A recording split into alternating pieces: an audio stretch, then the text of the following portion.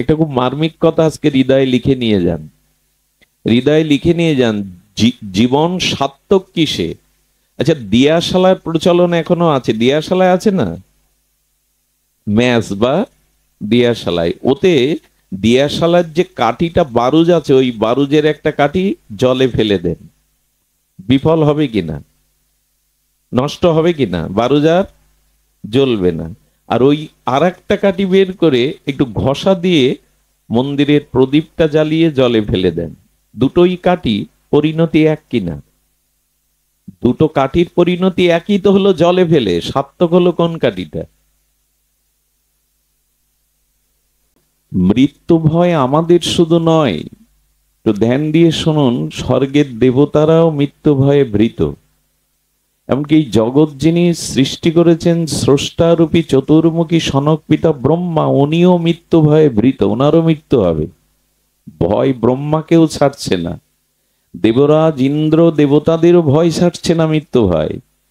একমাত্র হরিচরণ আশ্রয় ব্যতীত ভয় দূর করবার আর কোনো উপায় জগতে নাই, সে দেবতা হোক ব্রহ্মা হোক। ছোট্ট একটি কথা দিয়ে আজকের ভূমিকা শুরু করি।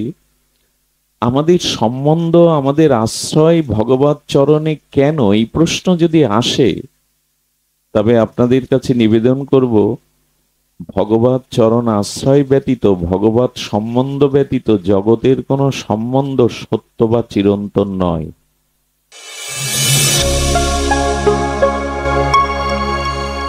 আপনারা দেখছেন সনাতন মিডিয়া ওয়ান ইউটিউব চ্যানেল। কলিযুগ পাবন অবতার শ্রী শ্রীকৃষ্ণ চৈতন্য মহাপ্রভু, প্রেম পরতত্ত্ব সীমা, অখিল পরাৎপর ভক্তবৎসল, সর্বজীবের আশ্রয় স্বরূপ, অকারণ করুণা বরুণালয়, শ্রী শ্রী শচীনন্দন নদিয়া বিহারী শ্রী গৌর হরি,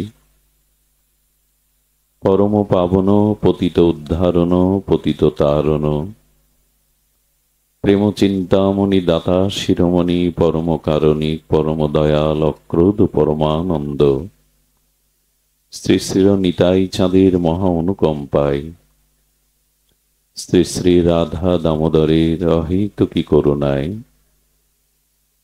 ভাঙ্গা শ্রী শ্রী কালীবাড়ি মাতৃমন্দির অঙ্গনে যে ভাগবতীয় ভক্তিযজ্ঞের অমৃত যজ্ঞের পরম আয়োজন, সেই পরম আয়োজনে এই মহামহেন্দ্রক্ষণে শ্রীমন্দির শ্রী অঙ্গনে শ্রী ভগবানের অসমধ্য মাধুর্য ঐশ্বর্যময় নাম রূপ লীলা কথা প্রসঙ্গে শুভারম্ভে প্রারম্ভে জীবন ধন জীবন সর্বস্ব প্রাতঃস্মরণীয় পরম বন্দনীয় সদ্গুরু শ্রী ভগবান শ্রীশিল গুরু মহারাজের পাবন চরণার বিন্দে পরার্ধ কোটি দণ্ডবত প্রণতি, সমাগত সংকীর্তন আচার্য রসজ্ঞ বিদগণ, গৌড়ীয় আচার্য কুলতিলক, বৈষ্ণবজন, সাধুজন, মহন্তজন, গুণীজন, সুধীজন, শ্রদ্ধাশীলা ধর্মশীলা দেবী মূর্তি ভগবতী মাতৃশক্তি মাতৃগণ, সকল ভক্তচরণে সশ্রদ্ধ দণ্ডবত প্রণতি। নিমংস কৌশর বিনবর্ণিতং ধ্রুবস্য বৈকুণ্ঠ পদার বিন্দম, পরুর ভাব ভগবত্তম অদক্ষ যে পৃষ্ঠং পুনস্তং বিদুর পচক্রমে। সুধীজন,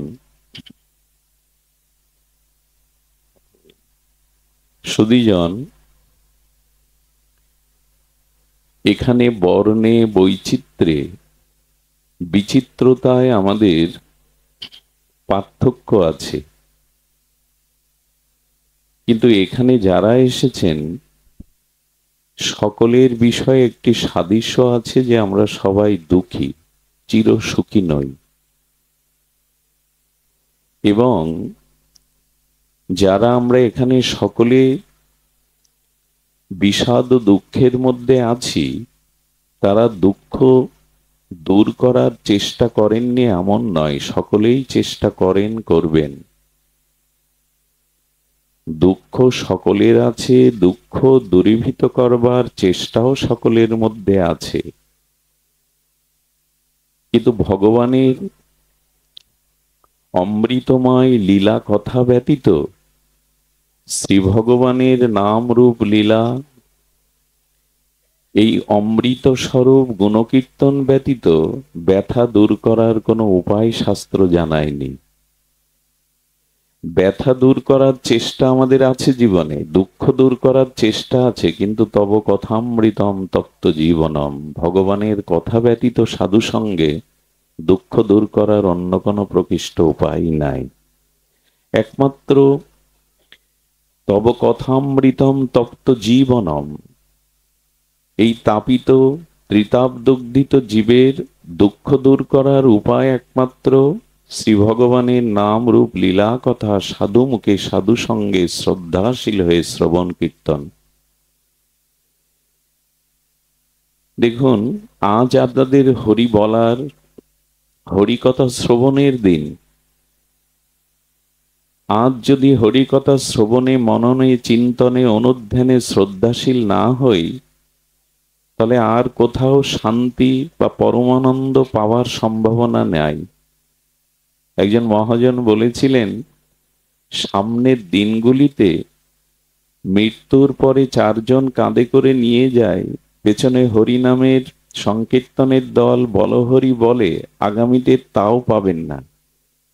এখন লাশ বহন করা গাড়ি এসছে, গাড়ির পিছনে হরিনামের দল ছুটবে না।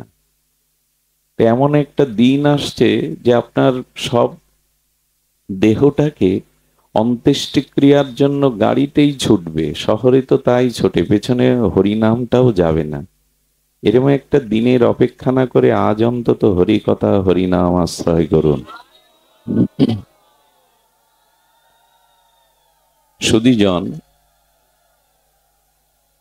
পরমাত্মা শ্রীকৃষ্ণের চরণাশ্রয় ব্যতীত, ভগবান বা পরমাত্মার পরমাবস্থা শ্রী ভগবানের চরণাশ্রয় ব্যতীত জীব নির্ভয় হতে পারে না।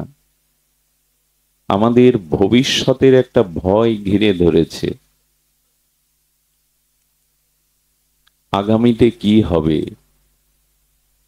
সারা পৃথিবীব্যাপী প্রায় প্রতিটি মানুষেরই, প্রতিটি রাষ্ট্রেই একটা শঙ্কা কাজ করছে, সেটি হলো ভয়। আর ভয় হয় ভবিষ্যতের জন্য। বর্তমানের থেকে ভবিষ্যতের জন্যই মানুষের ভয় আছে। তো বলছেন, পরমাত্মা স্বরূপ সচ্চিদানন্দ ভগবানের আশ্রয় ব্যতীত কেউ নির্ভয় হতে পারবেন না। এই জন্য ভগবৎ চরণ আশ্রয় আমাদের নির্ভয়তার একমাত্র আশ্রয়। দেখবেন, আমাদের শক্তি সামর্থ্য অতি অল্প। এই মনুষ্য জীবনে আমাদের শক্তি এবং সামর্থ্য খুবই ক্ষুদ্রাতি ক্ষুদ্র। আর এই শক্তি সামর্থ্য ক্ষুদ্র হয়েও ভগবৎ ভজন, ভগবৎ চরণ আশ্রয় ব্যতীত বিষয় কাজে সময় ও শক্তিটা প্রায় ব্যয় করি আমরা। একে তো অল্প শক্তি, অল্প সময়, তারপরেও ভগবৎ চরণে ভজনে না লাগিয়ে সময়টা আমরা বিষয় কাজে, সংসার কাজেই লাগিয়ে দিয়েছি। তো নির্ভয়তা কোথায়? সময় নষ্ট হচ্ছে। ভগবৎ চরণে আশ্রয়ের এই মহা দুর্লভ মনুষ্য জন্মের সুবর্ণ সুযোগ পেয়েও সময় নষ্ট হচ্ছে। সীমিত শক্তি, সীমিত স্বল্প আয়ু নিয়ে সময়টাও নষ্ট করে বলছি বিষয় কর্মে, প্রবৃত্তি কর্মে। ভগবৎ কর্মকে আমরা যথাযথ রূপে, ব্রত রূপে, সংকল্প রূপে গ্রহণ করতে পারছি না। এই জন্য মৃত্যু ভয় আমাদের শুধু নয়, তো ধ্যান দিয়ে শুনুন, স্বর্গের দেবতারাও মৃত্যু ভয়ে ভীত। এমনকি এই জগৎ যিনি সৃষ্টি করেছেন স্রষ্টারূপী চতুর্মুখী সনক পিতা ব্রহ্মা, উনিও মৃত্যু ভয়ে ভীত, ওনারও মৃত্যু হবে। ভয় ব্রহ্মাকেও ছাড়ছে না, দেবরাজ ইন্দ্র দেবতাদেরও ভয় ছাড়ছে না মৃত্যু ভয়। একমাত্র হরিচরণ আশ্রয় ব্যতীত ভয় দূর করবার আর কোনো উপায় জগতে নাই, সে দেবতা হোক ব্রহ্মা হোক।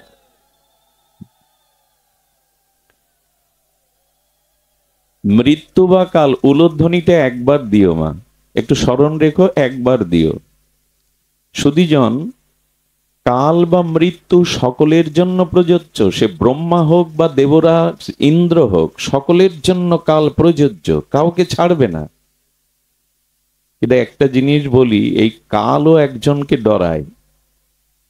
এই ভয়ঙ্কর কাল বা মৃত্যুও একজনকে ডরায়, একজনকে ভয় পায়। এই কালেরও অধীশ্বর, কালাকালের অধীশ্বর গোবিন্দ হলো মৃত্যুরূপ কাল, গোবিন্দেরই ভৃত্য, গোবিন্দেরই দাস। একমাত্র ভগবানকেই কাল ডরায়, আর কাউকে না। মৃত্যু ভয় পায় কি কাউকে? কাল কি কাউকে ভয় পায়? পৃথিবীটাকেও গ্রাস করে নেয়, ব্রহ্মা ইন্দ্রাদি দেবগণকেও গ্রাস করে নেয়। কিন্তু এই কালেরও যিনি প্রভু, কালেরও যিনি আশ্রয়, কালও যার স্বরূপ শক্তির একটি বৃত্তি, সেই কালাকালের অধীশ্বর শ্রী গোবিন্দকে কালও ভয় পায়, কারণ কাল হলো ভগবানের দাস। দাস তো প্রভুকে ভয় পাবেই। এই জন্য গোবিন্দ চরণ আশ্রয়, ভগবৎ চরণ পরমাত্মা চরণ আশ্রয় নিলেই কেবল কাল তাকে আর ভয় দিতে পারে না। তার প্রমাণ কি জানেন? ধ্রুব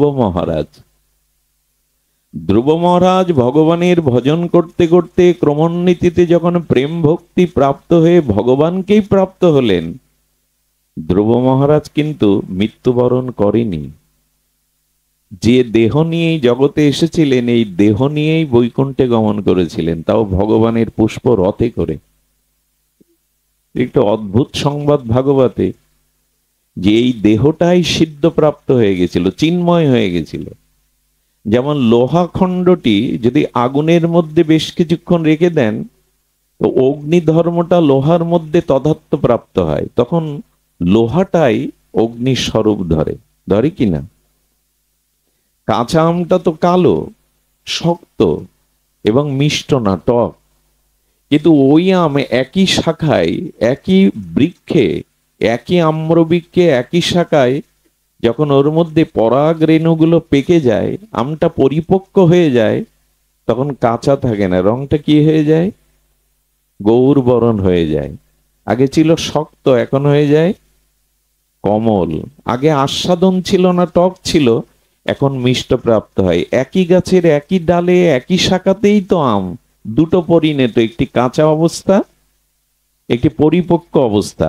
তেমন আমাদের এই দেহ ভগবত আরাধনা করতে করতে, ভজন করতে করতে, ভজন কণিকা, ভজন মহিমা, ভগবানের অপ্রাত কৃপা প্রবেশ করতে করতে এই দেহটাও চিন্ময় হয়ে যায়, দেহটাও বদলানো লাগে না।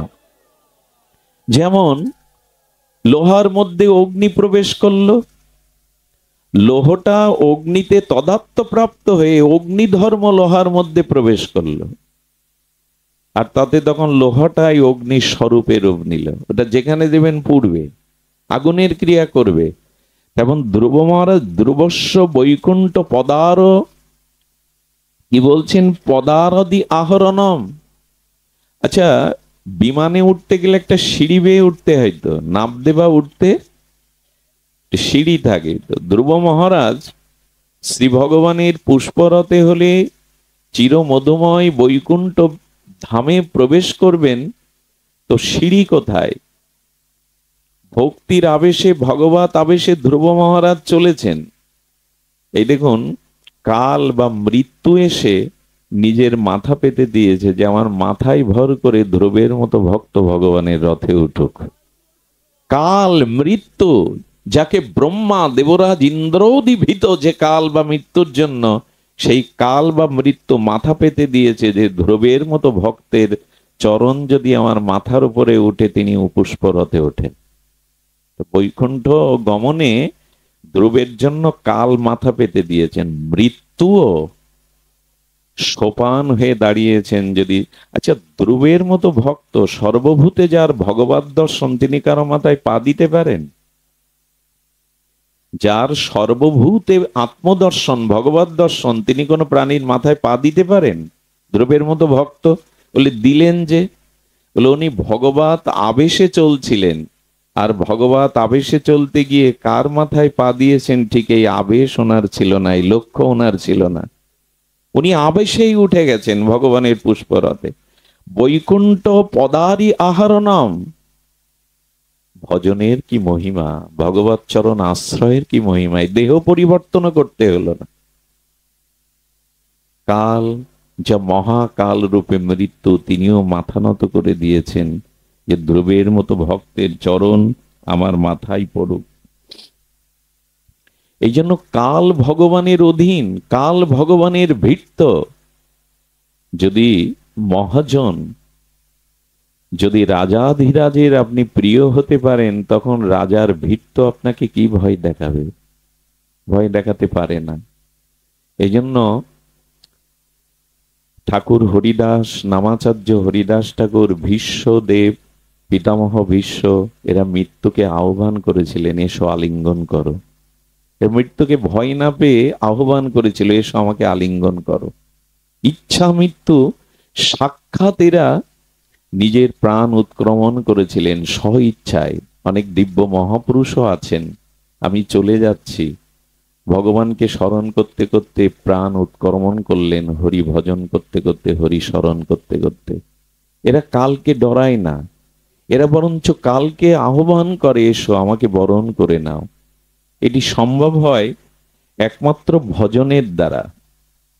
দেখুন, ছোট্ট একটি কথা দিয়ে আজকের ভূমিকা শুরু করি।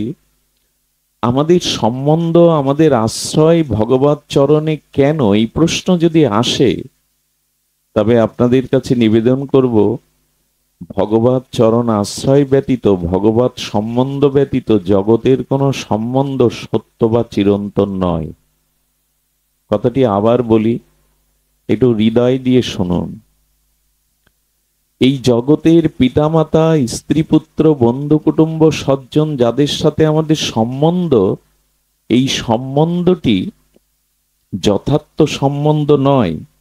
জগতের সাথে জীবের যে সম্বন্ধ, এটা সঠিকও নয়, এটা যথার্থ নয়, সত্যও নয়।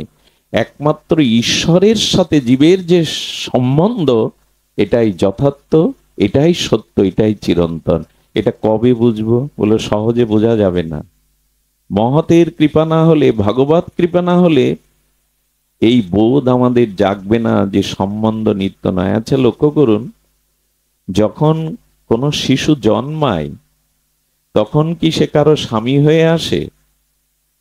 কোন কন্যা জন্মালে কারো স্ত্রী হয়ে আসে, কারো মা হয়ে আসে? জগতে আসার পরেই তো এই সম্বন্ধগুলো তৈরি হয়। নিশ্চয় হৃদয় দিয়ে শুনছেন কথাটি। আমরা যখন জন্মাই, তখন কোনো সম্বন্ধ নিয়ে আমি কারো স্ত্রী হয়ে এই পরিচয়ে আসি না তো, আমি কারো স্বামী এই পরিচয়ে আসি না। আর পিতামাতা যাদের বলি, দেখুন, পিতামাতা আমাদের রক্ত মাংসটা দিতে পারে, এই যে দেহের রক্ত মাংস, এটা দিতে পারে। আমাদের জীবন বা আত্মা পিতামাতা দিতে পারে না, এই ক্ষমতা তাদের নাই। আছে কি? রক্ত মাংসের প্রপঞ্চময় পিণ্ড, এই মাংস পিণ্ডটা পিতামাতা দিতে পারে, আত্মা পিতামাতা দিতে পারে না। এই আত্মারূপে ভগবান এই চিরায়ত সনাতন সম্বন্ধের জন্য আমার হৃদয়ে রয়েছেন। এবং স্ত্রী পুত্র, অর্থবিত্ত, বাড়ি গাড়ি আমার নিকটে না। হৃদ্দেশ অর্জুন তিষ্ঠতি, হৃদয়ে তো ভগবান আছেন, হৃদয়ে তো ভগবান আছেন, হৃদয়ে তো কেউ নাই। আমাদের হৃদয়ে স্ত্রী পুত্র বৃত্ত বৈভব সব চোখের সামনে, মাঝে মাঝে মনে পড়ে বটে, কিন্তু চিরন্তন, জন্ম থেকে মৃত্যু, জন্ম জন্মান্তর হৃদয়ে তো ভগবানই থাকে। নিকটে তো তিনি, আপন হয়েও তো তিনি আছেন। এই জন্য কেউ কারো পিতা মাতা স্ত্রী যে সম্বন্ধটা, এটা এই জন্মের, কিছু ক্ষণের জন্য, আবার মৃত্যুর পরে দেখুন এই সম্বন্ধ থাকে না। মাঝখানের সামান্য সময়ে এই অনিত্য, সঠিক নয়, এই সম্বন্ধটাকে সম্বন্ধ জ্ঞান করতে গিয়ে মূল সম্বন্ধটায় হারিয়ে বসলাম। এটা কি খুব বুদ্ধিমানের কাজ? মূল সম্বন্ধটায় হারিয়ে বসলাম। জীব নিত্য কৃষ্ণ দাস, এই যে সম্বন্ধ, এই সম্বন্ধটাই আমরা হারিয়ে বসলাম। আসুন আমরা প্রবেশ করি যে আচ্ছা, সম্বন্ধ ভগবানের সাথে না হলেও কিন্তু এই হরিকথা শুনতে এসছেন কেন? দীক্ষা, শিক্ষা, ভগবত আরাধনা, উপাসনা, ভজন কেন? ওই সম্বন্ধের দৃঢ়তাটাকে আরো দৃঢ় সুদৃঢ় করবার জন্য। কি করে বোঝায়? বোঝাটাও তো কঠিন। একটু খুব সহজ দৃষ্টান্ত দেই। এক গ্রামে প্রায় সকলেরই অসুখ হয়েছে, একই অসুখ, ভাইরাস অসুখ অনেক সময় হয়, এক গ্রামে সকলের অসুখ হয়েছে। ওই গ্রামে আপনার খুব আপনজন একজন আছে, খুব হৃদয়ের জন। ওই গ্রামে অসুখ সবার, আপনার আপনজনেরও অসুখ। আপনি সবার বাড়ি দেখতে যাবেন না যার সাথে সম্বন্ধ আছে তার খোঁজ খবর নিতে যাবেন? কেন? সবারই তো অসুখ হয়েছে, সবাই তো মানুষ। ওর বাড়ি গেলেন কেন ফল মিষ্টি নিয়ে? তার সাথে সম্বন্ধটা আছে বলেই তো। এখন ভগবানের সাথে যদি আপনার সম্বন্ধ না থাকে, তার কথা মনে পড়বে না, তার স্মৃতি আপনার হৃদয়ে জাগবে না, সুখে দুঃখে তার ভাবনা ভাগবে না। সম্বন্ধ না থাকলে তার কথা মনে পড়ে? রাস্তার কাউকে ডেকে বসিয়ে কি আদর করে খেতে দেবেন? সম্বন্ধ জ্ঞানের যদি কেউ থাকে, খুব মনের মতো কেউ থাকে, তাকে ডেকেই তো খেতে দেব। এখন ভগবানের সাথে আমাদের সম্বন্ধ হয়েছে তো? এই প্রশ্ন যদি আপনাদের কাছে করি, ভগবানের সাথে আপনার কি সম্বন্ধ? এটা আমরা অনেকেই এখানে এখনো প্রস্তুতি নেইনি যে তিনি আমার সখা হন, যে তিনি আমার পুত্র হন, তিনি আমার বন্ধু হন, না তিনি আমার পতি বা প্রিয় হন। কি সম্বন্ধ ভগবানের সাথে? এই জন্য সম্বন্ধ করিয়া ভজে তারে কৃষ্ণ নাহি ত্যাজে, আর সব মরে অকারণ। আর যারা মরছে অকারণ, জন্মাচ্ছে আর মরছে, সম্বন্ধ যাদের নাই, তারা এই জগতে জন্মাচ্ছে আর মরছে, তাতে কি এসে যায়? 800 কোটির মধ্যে লোক এই মুহূর্তে কারা মরে যাচ্ছে, কারা জন্মাচ্ছে, কি এসে যায়? আসা যাওয়াটাই সার হয়। আমাদের গৌড়ীয় বৈষ্ণবগণ আরো এক ধাপ উপরে গিয়ে যে কথা বলেছেন, কষ্ট পাবেন না। আমাদের নিত্যানন্দ পরিকরগণ বলেছেন, সে সম্বন্ধ নাহি যার, বৃথা জন্ম গেল তার, সে পশু বড়ই দুরাচার। নিতাইয়ের সাথে, মহাপ্রভুর সাথে, শ্রী ভগবানের সাথে যাদের সম্বন্ধ নেই, তার জন্মটাই, সে সম্বন্ধ নাহি যার, বৃথা জন্ম গেল তার, সে পশু বড়ই দুরাচার। সে সম্বন্ধ করেছে টাকা পয়সা, বৃত্ত বৈভব, স্ত্রী পুত্র, গাড়ি বাড়ি, যা তাকে কষ্টই দেয়, যা তাকে দুঃখই দেয়, যা তাকে মায়ার বন্ধনে বেঁধে রাখে। এই জন্য তার জীবনটা ওই খাওয়া পরা ভোগ বিলাসেই কেটেছে, ত্যাগ বৈরাগ্য সংযম ভজনে কাটেনি। এই জন্য বলছে তার জীবনটা একরকম পশুর মতোই, খাওয়া দাওয়া ভোগ বিলাস, এজন্য তো আশা নয়। এটা তো পশুবৃত্তির মধ্যে, আহার নিদ্রা ভয় মৈথুন সামান্য মেতাৎ পশুনাং নরনম, পশুর মধ্যেও আছে, আমার মধ্যেও আছে।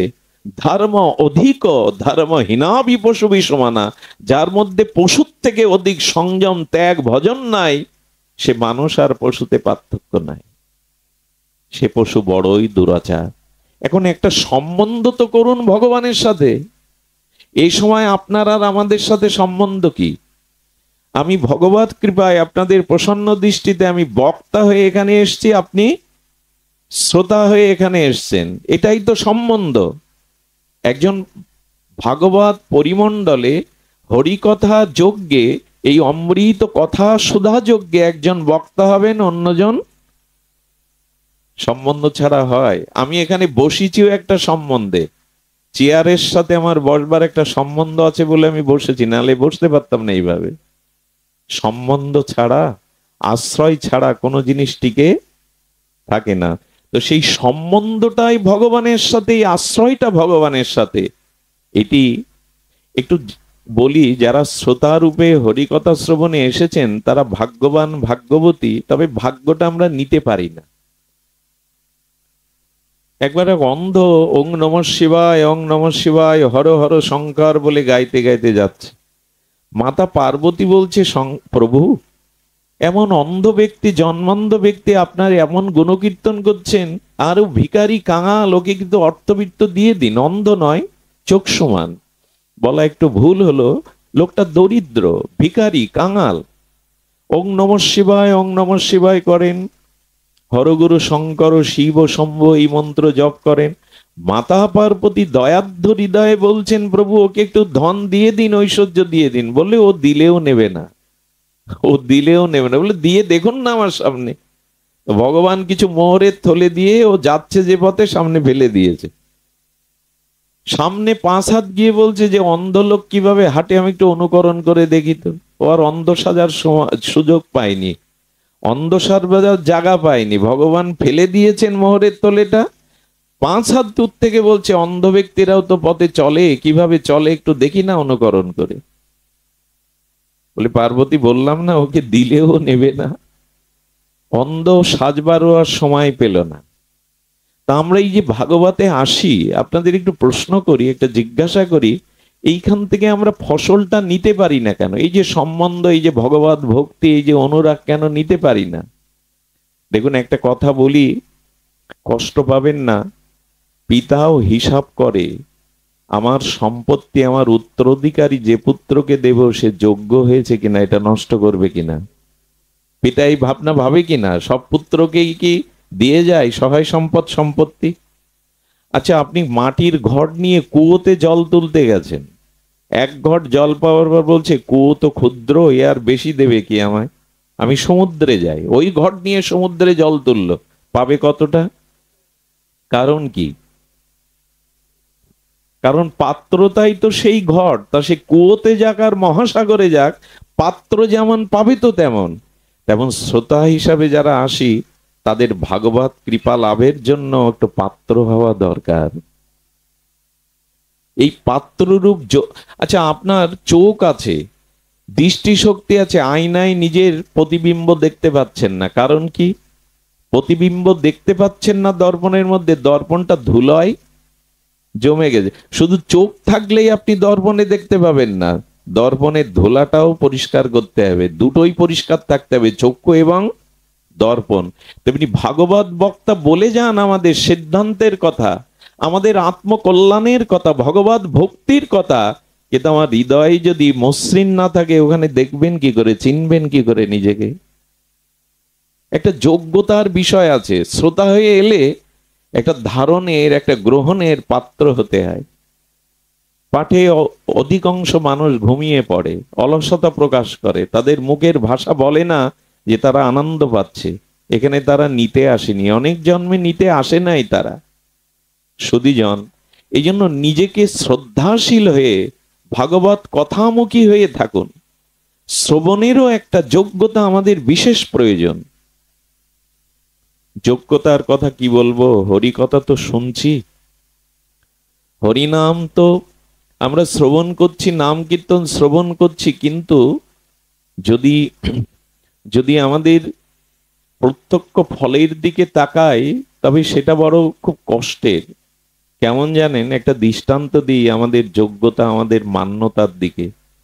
এখানে যে নরনারী এবং দেবীগণ, মাতৃগণ, বাবাজিগণ আছেন, এখানে এমন কোন সনাতনী হিন্দু আছে যার গৃহে কোনো দেব দেবী ইষ্টের পট, ছবি, বিগ্রহ নাই? আমার কথা আপনাদের হৃদয়ে যাচ্ছে কি? এখানে এমন কোন সনাতনী হিন্দু নরনারী আছেন যাদের ঘরে বা কুটিরে, ছোট বড় হোক, কোনো দেব দেবিকা, কোনো ভগবতের পট, বিগ্রহ, ছবি নাই? সবার আছে কিনা? যে যার ইষ্ট, যে যাকে ভালোবাসেন, সে দেব দেবী হোক, কৃষ্ণ, রাম, নৃসিংহ, বামন, যাই হোক, দেব দেবী হোক, স্ব পছন্দের অভিরুচির ইষ্টকে তো রেখেছেন ঘরে, রেখেছেন কিনা? সবাই রেখেছেন। এবং আপনারা হরি কথা শুনছেন, সদ্দীক্ষা নিয়েছেন। কিন্তু এখন যদি প্রশ্ন করি, ভগবানের জন্য কষ্ট করে রন্ধন করে ভগবানকে ভোগ লাগিয়ে কজন পান, কয় বাড়িতে পান?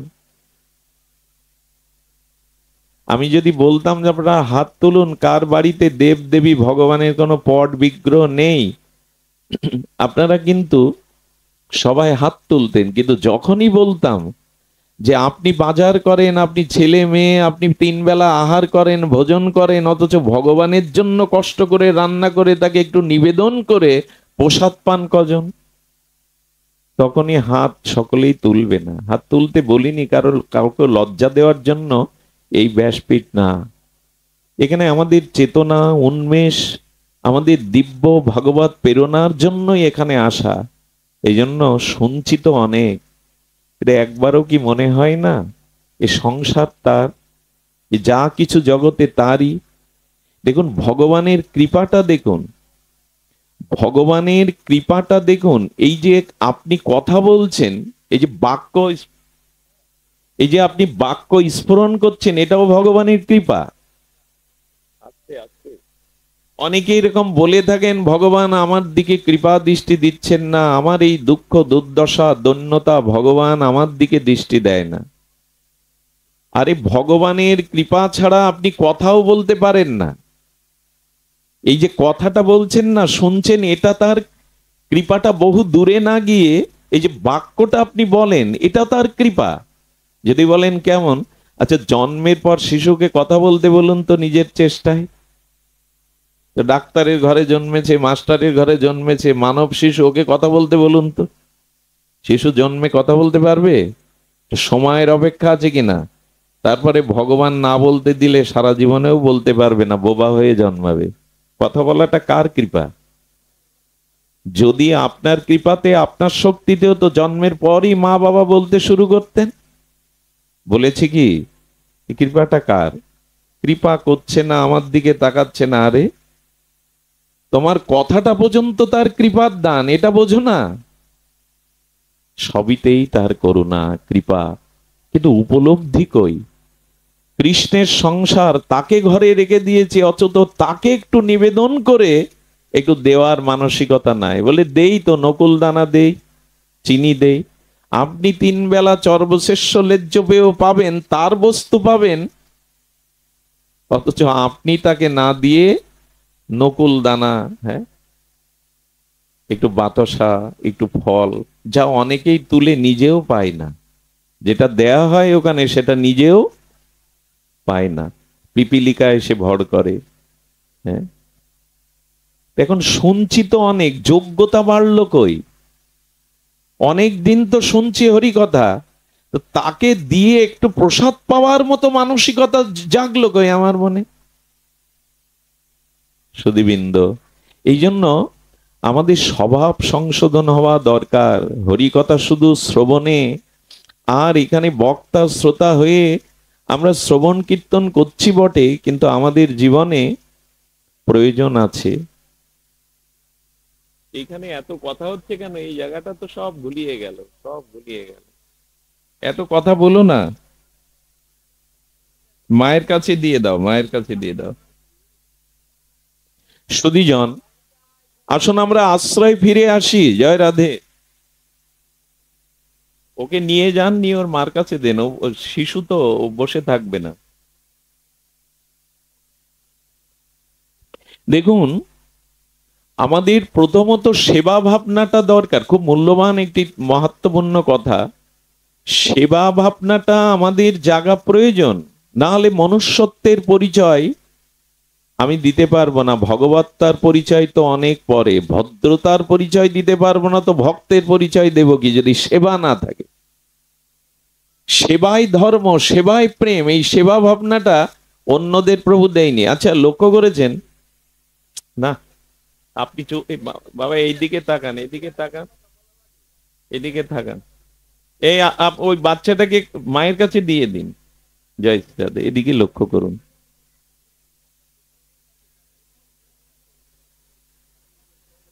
একজন কথা বললে হয়, অন্যজন বলেন না। জয় রাধে।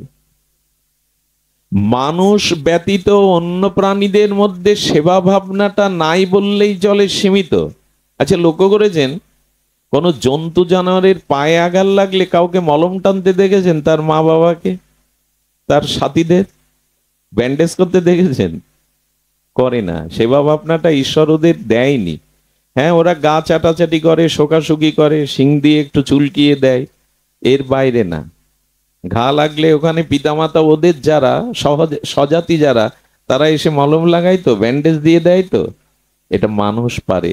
এখন আপনার পা কেটে যাক, সাইডের লোক আপনাকে ডাক্তারখানায় নিয়ে যাওয়া, ওষুধের ব্যবস্থা করা ওরাই করবে। মানুষ সেবা ধর্ম নিয়েই জন্মেছে। যার সেবা নেই তার তপস্যাও নেই, ভজন নেই, অনুরাগও নেই।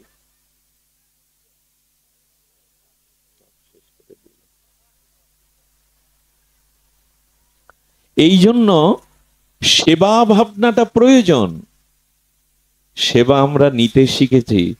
ঈশ্বরের সাথে সম্বন্ধ হলে তাকে সেবাই আপনার জীবনে আসবে। সেবা ভিন্ন ধর্ম, সেবা ভিন্ন প্রেম ভক্তি হয় না। যদ যদ মহাপ্রভুর জগতে এসেছেন ভক্তগণ, দেখুন তাদের সেবাই ছিল মূল ধর্ম, সেবাই ছিল তাদের মূল উদ্দেশ্য। সেবা না করে জীবন একরকম ব্যর্থই হয়ে গেল। সেবা শুধু নেওয়ার জন্য ব্যস্ত। যাকে সেবা করবার জন্য এই জন্ম পেয়েছিলাম, এই দুর্লভ মনুষ্য জন্ম, সেবা হলো কি? সেবা অন্যদের মধ্যে নাই। পশুদের মধ্যে এই সেবা ভাবনা থাকে না, মানুষের মধ্যে এই সেবা ভাবনা ঈশ্বর দিয়েছেন, যাতে সেব্যকে সেবা করতে পারি। এই জন্য ঠাকুর নরোত্তম প্রেমভক্তি চন্দ্রিকার পয়ারে পরে এই নিবেদন জানিয়েছেন, শ্রীকৃষ্ণ চৈতন্য প্রভু দাসের অনুদাস, সেবা অবিলাস মাগে নরোত্তম দাস। সেবার ভাবনাটা উনি জাগাচ্ছেন। কবে যুগলের সেবা করতে পারবো, কবে নিতাই চাঁদের চরণ সেবার সৌভাগ্য প্রাপ্ত হব? শুধু সেবার সেবা। কালিন্দির কোলে কেলি কদম্বের বন, রতন বেদির পরে বসাবো দুজন। হেমগৌরী অঙ্গে দিব সোয়া চন্দন গন্ধ, হ্যাঁ, অধর তুলিয়া দিব তার কর্পূর তাম্বুলে।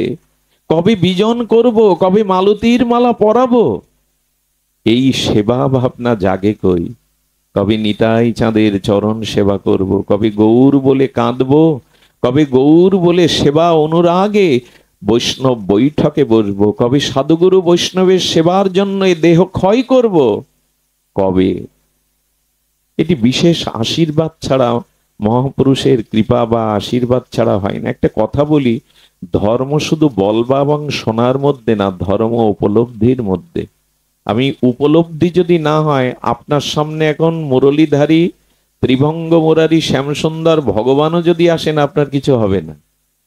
যদি অনুভূতি না থাকে, এক মহাপুরুষের কাছে বৃন্দাবনে গেছেন এক যুবক, গিয়ে বলছেন যে আপনি ঈশ্বর দেখেছেন? উনি বোঝাতে চেষ্টা করছেন, খোকা, ঈশ্বর দেখবার বিষয় না, ঈশ্বর উপলব্ধির বিষয়। ঈশ্বর দর্শন মানে চোখে দেখা না। দুর্যোধনও দেখেছিল, কি হয়েছিল তার? কংসও তো দেখেছিল, কি হয়েছিল তার? আপনি এরকম ভাববেন না যে শ্রীকৃষ্ণ আপনার সামনে আসে দাঁড়ালে, ত্রিভঙ্গঠাম দাঁড়ালে আপনার সব হয়ে গেল। ভগবত দর্শন মানে উপলব্ধি, উপলব্ধি হলো ভগবত দর্শন। সুধীজন, তো এই জন্য ভগবত ওনাকে বোঝাতে চেষ্টা করছেন এই মহাত্মা, ধর্ম হলো উপলব্ধির বিষয়। ও কি তা বোঝে? আপনি যখন দেখেছেন, আমাকে দেখালে আমি ভগবান বিশ্বাস করতে পারি। বারবার যখন তর্ক করছে, পাশে ছিল একটা নুড়ি পাথর, ওই নিয়ে ওর পায়ে জোরে আঘাত করেছে, সঙ্গে সঙ্গে ওটা ফুলে গেছে, যন্ত্রণা কাতরাচ্ছে। বলে ইনি পাগল না উন্মাদ? আরে জানতে এসছি উনি ঈশ্বর দর্শন করেছেন কিনা, দেখাতে পারেন কিনা, আঘাত করলেন। সাধু তখন বলছে, খুব লেগেছে না? ব্যথাটা দেখাও তো কেমন লেগেছে। ব্যথা দেখানো যায়, নীল না সাদা? বলে ব্যথাটা যেমন তোমার উপলব্ধির বিষয়, তেমন ভজন সাধন দ্বারা ঈশ্বর উপলব্ধির বিষয়, দেখার বিষয় না। এটি উপলব্ধিগত বিষয়। ঈশ্বরের উপলব্ধিটাই, উপলব্ধি না হলে ধর্ম জাগবে না। ধর্ম উপলব্ধির উপরেই দাঁড়িয়ে, অনুভূতির উপরেই দাঁড়িয়ে। সুধীবৃন্দ, সেই উপলব্ধি আমাদের কোথায়? আচ্ছা, একটা জিনিস বলি, ব্যবসায় যে টাকা নিয়োগ করেন, যদি লস যায় আপনি অনুশোচনা করেন কিনা? কৃষক খেতে শস্য বা ফল ফলালে যদি সেখানে তার ফসল হানি হয়, ফসল না হয়, তাহলে সে কষ্ট পায় কিনা যে বছর ফসল উঠল না? সুধীবৃন্দ, এই জগতের প্রত্যেকটি কাজে যখন আমরা সফল না হই, সার্থক না হই, লক্ষ্যে পৌঁছাতে না পারি, তখন আমাদের বিফল মনোরথ হয়ে কষ্ট পায়। কিন্তু পুরো মনুষ্য জীবনটা যে বিফলে গেল এর জন্য কষ্ট হয় না। অনুভূতিটা এইখানে। আরে 2 টাকা ব্যবসায় নিয়োগ করলে যদি সেই টাকা লস যায়, তাহলে আমি কষ্ট পেতে থাকি, মানসিক বিকারগ্রস্ত হয়ে বকতে থাকি। পুরো জীবনটাই বিফলে গেল। এই জীবন কিসে সফল হয় মা? এই জীবনের সফলতা কিসে? এ প্রশ্ন যদি আসে, বাড়ি গাড়িতে, পদ প্রতিষ্ঠায়, অর্থবিত্তে, এটাও তো অনেকেই পেয়েছে, তারা তো সফলতার কথা বলেনি আমার জীবন পরিপূর্ণ। জীবন সফলতা কিসে হয়, জীবনের লক্ষ্য পূরণ কোথায় হয়, এটাও আজও আমাদের ব্যথার কারণ হলো না। 2 ফসল না হলে, অনাবৃষ্টি হলে, হ্যাঁ, 2 টাকা লস গেলে ব্যবসায়ে আমি হাহাকার করতে থাকি, অথচ পুরো জীবনটাই বিফলে গেল ভজন বিনা, তার জন্য কোনো আফসোস। এই অনুভূতিটা জাগানোর জন্যই ভাগবতে আসতে হয়। তবে অনুভূতি সকলে হয় না। একটা মূল্যবান কথা বলি, আমরা এই পথ দিয়ে যেতে যেতে অনেকেই বলে, বাবা হাতটা আমার মাথায় দিন। আমাদের রাধারানীর কিঙ্করী বর্ষণার বিনোদ বাবা, বিনোদ বিহারীর বাবাজি মহারাজ, বিখ্যাত সন্ত, ব্রজের ভূষণ, উনি একটাই বলেছে, সামর্থ্য না থাকলে কারো মাথায় হাত দিয়ে আশীর্বাদ করবে না। যদি সামর্থ্য থাকে তোমার, তখন করতে পারো। অনেকেই হাত জোর করে নিয়ে মাথায় নেয়। এই সাধুর হাত মাথায় দেওয়া কেন? অন্য কারো হাত কিরকম টেনে মাথায় দেন? মাথা নিচু করে বলেন আপনার হাতটা মাথায় দেন? সবাইকে কি বলেন? বলেন না। সাধুর বলেন কেন? ওনাদের হাত আর আপনার হাতে পার্থক্য কি? হাত তো সকলের একই রক্ত মাংস দিয়ে গড়া। এই হাতে কি আছে? উনি তো টাকা দিচ্ছেন না হাতে করে আপনাকে, উনি তো একটা পরশ পাথর দিচ্ছেন না আপনাকে। শুধু হাত ছোঁয়ালে কি হয়? বলে হয়। আমার হাতে যা আছে সাধুর হাতে তা নেই, অন্য কিছু আছে। বলে সেটা কি? ওই যে অনুভূতির কথা বলছি না, একটা বাস্তব দৃষ্টান্ত নেন।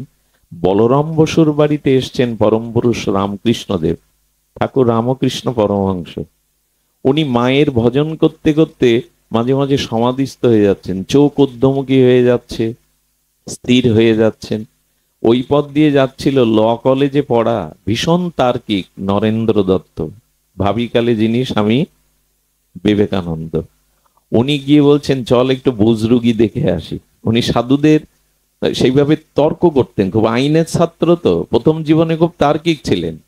একজন বলছেন ওই গাছে ভূত বাস করে, মা সারা রাত পাচ্ছে না, সারা রাত ওই গাছে বসে রেখে, ভোরবেলা মা গিয়ে বলছে, কিরে নরেন তুই গাছে বসেছিলি? বলে সবাই বলে গাছে ভূত আছে, তাই দেখতে গেছিলাম সত্যি ভূত আছে কিনা। উনি এমন প্রত্যক্ষদর্শী বাস্তববাদী ছিলেন। তো ঠাকুর রামকৃষ্ণের ভাব দেখে বলছে, ও ঠাকুর, ঈশ্বরকে দেখেছো, ভগবানকে দেখেছো? এরকম প্রশ্ন। ঠাকুর চিন্তা করলেন, ওর দিকে চেয়েই বুঝে নিলেন, সাধুদের সামনে গিয়ে খুব বকবক করতে নাই। বাবা আমি এবছর বৃন্দাবন গিয়েছিলাম, আমি 16 মালা জপ করি, আমি নির্জলা একাদশী, এইসব বকবক করবেন না। ওরা আপনাকে দেখেই বুঝে নেয় আপনার দূরত্ব কতটুকু, আপনার অনুভূতি কতটুকু। সাধুর সামনে গিয়ে নিজের কোনো কথা বলতে নেই, চুপচাপ বসে পড়তে হয়।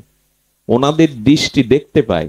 আচ্ছা, কাচের ভিতরে একটা প্রদীপ জ্বাললে, স্বচ্ছ কাচের ভিতরে কাঁচ ভেদ করে আলোটা বাইরে আসে কিনা? কিন্তু দেয়ালের মধ্যে বা লোহার মধ্যে আসবে কি? আলো বাইরে আসবে না। লোহার মধ্যে জ্বালুন। তো ওদের হৃদয়টা ভজন অনুভূতিতে এত স্বচ্ছ যে আপনাকে বলা লাগবে না আপনি 10 মালা কি 16 মালা জপ করেন, বৃন্দাবনে গিয়েছেন, অমুক তমুক, ওরা বুঝে নেয়। এই জন্য ওই সামনে বসতে হয়। ঠাকুর দেখলেন এরকম প্রশ্ন তো কেউ করে না, আপনি ঈশ্বর দেখেছেন? ঠাকুর বললেন, যদি বলি দেখেনি তাহলে ওকে সমর্থন করা হবে। ঠাকুর ভাবলেন, একেই তো খুঁজছিলাম, চোখ মুখ দেখে বুঝতে পেরেছেন একেই তো খুঁজছিলাম। ঠাকুর বললে, দেখেছি, তোকেও দেখাতে পারি। নরেন দত্ত তখন ভাবলেন ইনি নিশ্চয়ই কোনো উন্মাদ পাগল, না হলে মহাপুরুষ, দুটোর একটা। বলে তাহলে আমাকে দেখান, বিশ্বাস করব। তখনই ঠাকুর ওর মাথায় হাতটা রেখেছিলেন। কি বলবো আপনাদের, এই নরেন দত্ত 3 দিন সমাধি অবস্থায় ছিলেন। বাহ্যিক জ্ঞান 3 দিনে তার ছিল না। ওই 3 দিনের মধ্যে তার সমাধি দর্শন হয়ে গেল, ঈশ্বর উপলব্ধি হয়ে গেল। হাতে কিছু কাজ আছে, তবে সবার হাতে না। এগুলো এর পরপরই উনি ঠাকুরের চরণে নিজেকে সমর্পণ করে দিয়েছে। 3 দিন তার ওই ভাব সমাধি অবস্থা গিয়েছিল, এমন শক্তি সঞ্চার করেছিলেন উনি। এই জন্য মহাত্মাদের হাতে, শ্রী গুরুদেবের হস্তে কিছু একটা, এই যে ভজন অনুভূতিটা আছে, যে হাতে তারা ভজন করেছেন, উপলব্ধি করেছেন, তাদের দেহটা চিন্ময়ত্ব প্রাপ্ত হয়। এই জন্য তারা হাত দিলে, তবে আমার মতো মাদিস জীবের হাত মাথায় নেবেন না, এটাকে কাজ হবে না, দেওয়া উচিত নয়। ওদের দিতে হয় মহাত্মাদের। আগেই বলছিলাম অনুভূতি, ব্যথাটা আপনি দেখাতে পারবেন না, ব্যথাটা উপলব্ধির বিষয়। তেমনি ভজন করতে করতে ঈশ্বরের উপলব্ধিটা চিত্তে আসে। সামনে ভগবানকে দেখলে কিছু হবে এমন কথা নয়। ভগবান যখন জগতে আসেন সবাই তাকে দেখে না, সবাই কি আর তার চরণে সমর্পণ করে? বরঞ্চ বিরোধ করে। শিশুপাল তো 99টা করে গালি দিত গোবিন্দকে প্রতিদিন। 99টা, আর সেসব গালি সহ্য করার মতো না। বলতো ওর জন্মের ঠিক নেই, একবার বলে নন্দ বাবা, একবার বলে বসুদেব বাবা, একবার বলে যশোদামা, একবার বলে দেবমীরা। চিন্তা করতে পারি, এইসব গালি সরাসরি ভগবানকেই শিশুপাল দিত 99টা করে। এখন ভগবান দেখলেই কাজ হবে? উপলব্ধি চাই, অনুভূতি চাই। ভাগবত সেই উপলব্ধি অনুভূতিটা দেবে। আচ্ছা লক্ষ্য করুন, একটা খুব মার্মিক কথা আজকে হৃদয়ে লিখে নিয়ে যান। হৃদয়ে লিখে নিয়ে যান, জীবন সার্থক কিসে? আচ্ছা, দিয়াশালার প্রচলন এখনো আছে, দিয়াশালায় আছে না, ম্যাচ বা দিয়াশালায়, ওতে দিয়াশালার যে কাঠিটা বারুজ আছে, ওই বারুজের একটা কাঠি জলে ফেলে দেন, বিফল হবে কিনা, নষ্ট হবে কিনা, বারুজ আর জ্বলবে না। আর ওই আর একটা কাঠি বের করে একটু ঘষা দিয়ে মন্দিরের প্রদীপটা জ্বালিয়ে জলে ফেলে দেন। দুটোই কাঠি, পরিণতি এক কিনা? দুটো কাঠির পরিণতি একই তো হলো, জলে ফেলে। সার্থক হলো কোন কাঠিটা? ওর ওই বারুসটার সার্থকতা, সফলতা তো জ্বালাবার জন্য, আগুন দানের জন্য। ওইটা করেও নষ্ট হয়ে গেল, ওর জীবনটাই সফল। কিন্তু যে না জ্বলে জলে ফেলে দিলেন, তার জীবনটাই বিফল হয়ে গেল। তো ভগবত উপলব্ধি ছাড়া আমাদের জীবনও বিফল। ওই টাকা পয়সা পদ মর্যাদা নিয়ে জীবন সফল হতে পারে না।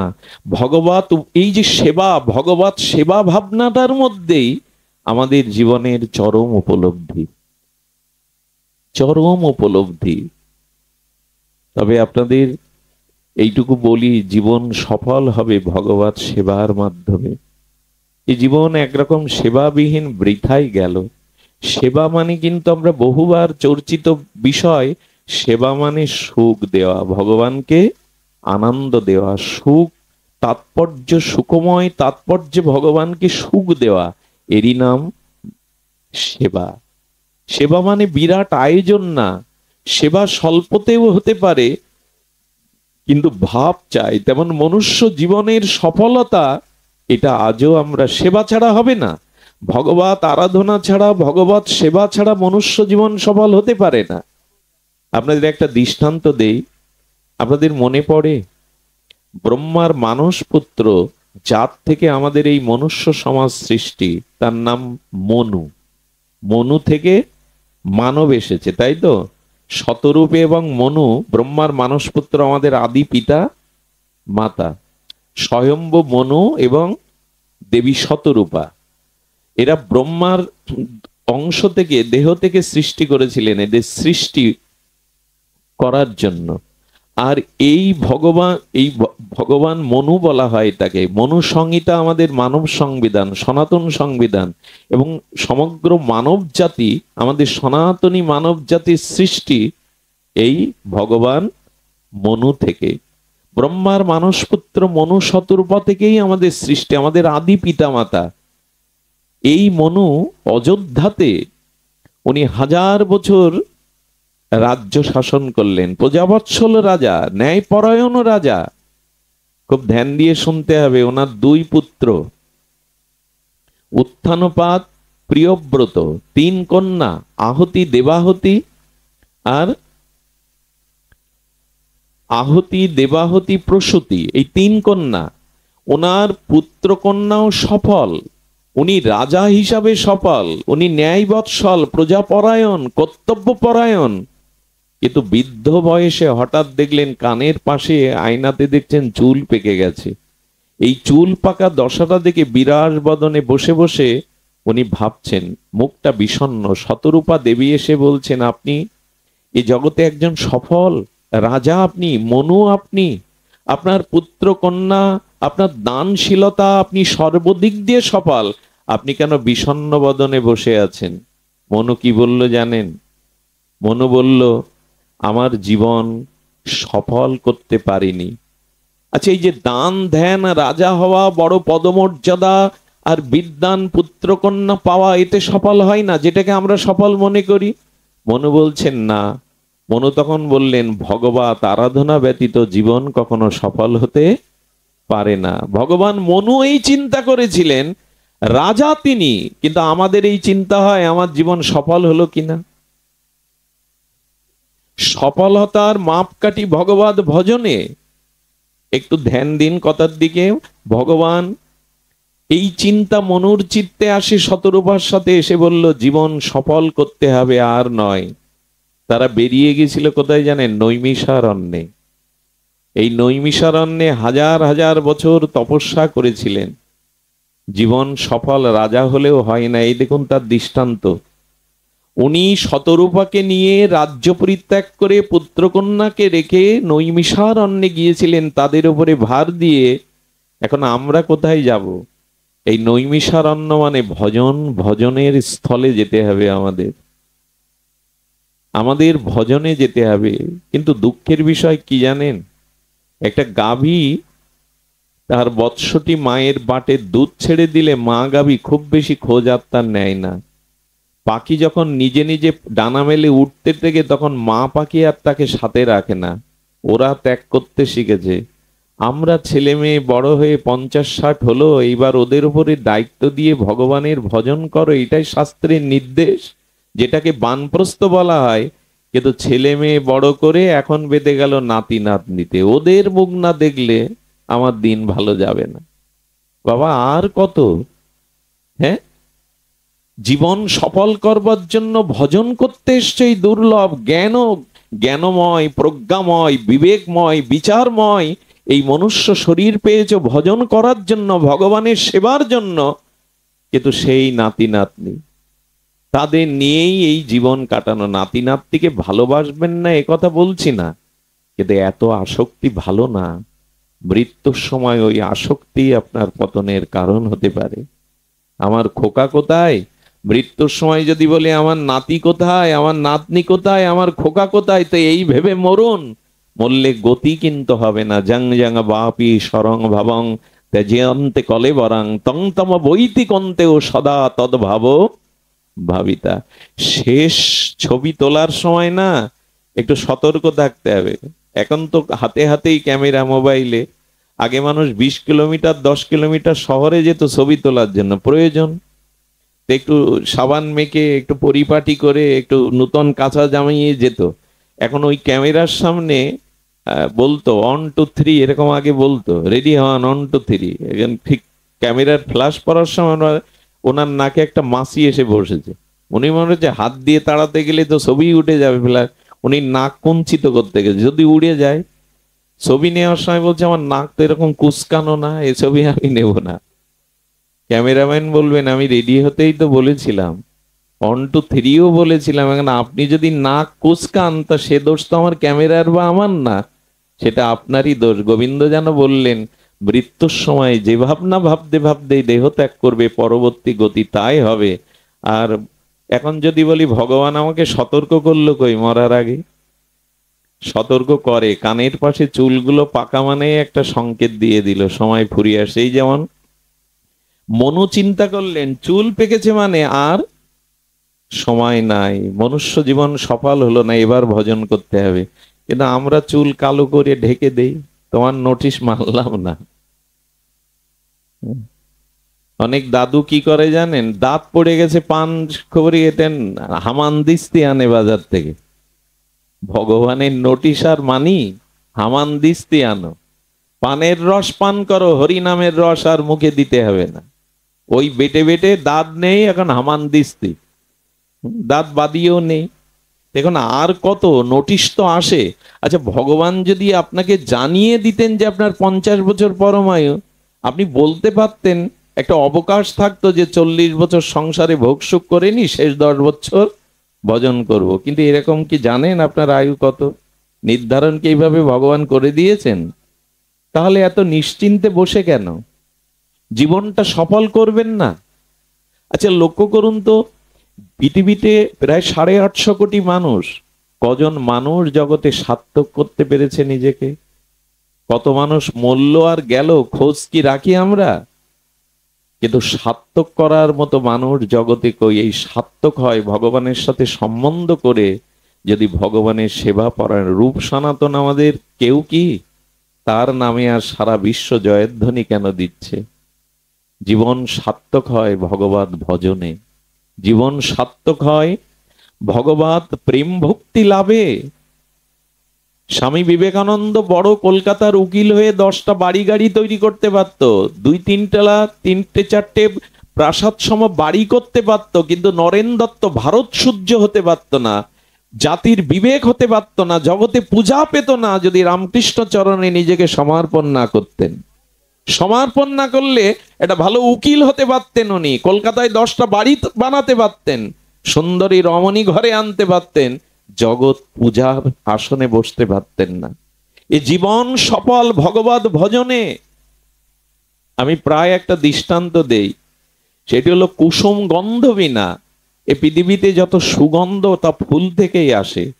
কুসুম গন্ধ বিনা, গন্ধ কুসুম বিনা, কুসুম ফুল বিনা। দেখুন এই বায়ু গন্ধ বিনা, আচ্ছা গন্ধটা ফুল থেকে আমার কাছে কে আনে? বায়ু বহন করে আনে, দুর্গন্ধ বা সুগন্ধ। এই জন্য হ্যাঁ গন্ধবহ বলে, বায়ুর আর এক নাম হলো গন্ধবহ, গন্ধকে বহন করে আনে। বায়ু গন্ধ বিনা, গন্ধ বায়ু ছাড়া আমরা উপলব্ধি করতে পারি না। আর গন্ধ কুসুম বিনা, গন্ধ ফুল থেকে ছাড়া আসে না। আর কুসুম ভ্রমর বিনা, যে ফুলে ভ্রমর বসে না সে ফুলের সার্থকতা নাই, কারণ মধু নাই তার মধ্যে, মিষ্টতা নাই। আর ভ্রমর রাগ বিনা, যে ভ্রমর গুঞ্জরিত রাগ রাগিনী না গায় সেটিও ভ্রমর না। আর রাগ ভাব বিনা, যে রাগিনী গাচ্ছে না অথচ ভাব নেই, সে রাগ রাগ নয়। আর ভাব প্রেম বিনা, প্রেম ছাড়া কোনো ভাব আসে না। আর প্রেম হরি বিনা, হরি না থাকলেও প্রেম আসে না। আর মনুষ্য জন্ম বিফল হরির ভজন বিনা, হরির নাম বিনা এ জীবন সফল হতে পারে না। এই জন্য সময় খুব সংক্ষিপ্ত, সময় খুব সংকীর্ণ হয়ে আসছে মানুষের। এমন নয় যে আপনি এতদিন বেঁচে থাকবেন। এই জন্য খুব সংক্ষিপ্ত সময়ের মধ্যে মানসিক প্রস্তুতিটা নেওয়া চাই, আমাকে ভজন করতে হবে। একটু প্রদীপটা জ্বালিয়ে তবে জলের মধ্যে নষ্ট হয়ে যান, তবে ওই দিয়াশালার কাঠিটা কাজে লাগবে। যা করতে আপনাকে সৃষ্টি করা হয়েছে তাই অন্তত করে তবে নষ্ট হন। আচ্ছা ইনজেকশন যেটা কাছের কাছের কোনো পাত্রের মধ্যে যে ইনজেকশনটা থাকে, ওই ইনজেকশনটা আপনি সিরিজে টেনে নিয়ে ওই যে খালি যে কাচের পাত্রটা ফেলে দিলেন, ও ফেলাতে ক্ষতি হলো কি? সিরিজ দিয়ে তো নিয়ে নিলেন। আচ্ছা সিরিঞ্জে টেনে না নিয়ে যদি ওই ঔষধ অবস্থায় ওটা কাচটা পড়ে যায়, ভেঙে যায়, দুটোই পড়লো কিন্তু একটাতে নিয়ে নিল, ওটা এখন ভেঙে ফেললেও সমস্যা নেই। আপনি মরবেন, আমিও মরবো, সকলেই মরবে, কিন্তু মরার আগে হৃদয়ে যদি একটু প্রেম ভক্তি নিয়ে মরতে পারতাম তবে জীবন সফল হতো, তবে জীবন সফল হতো।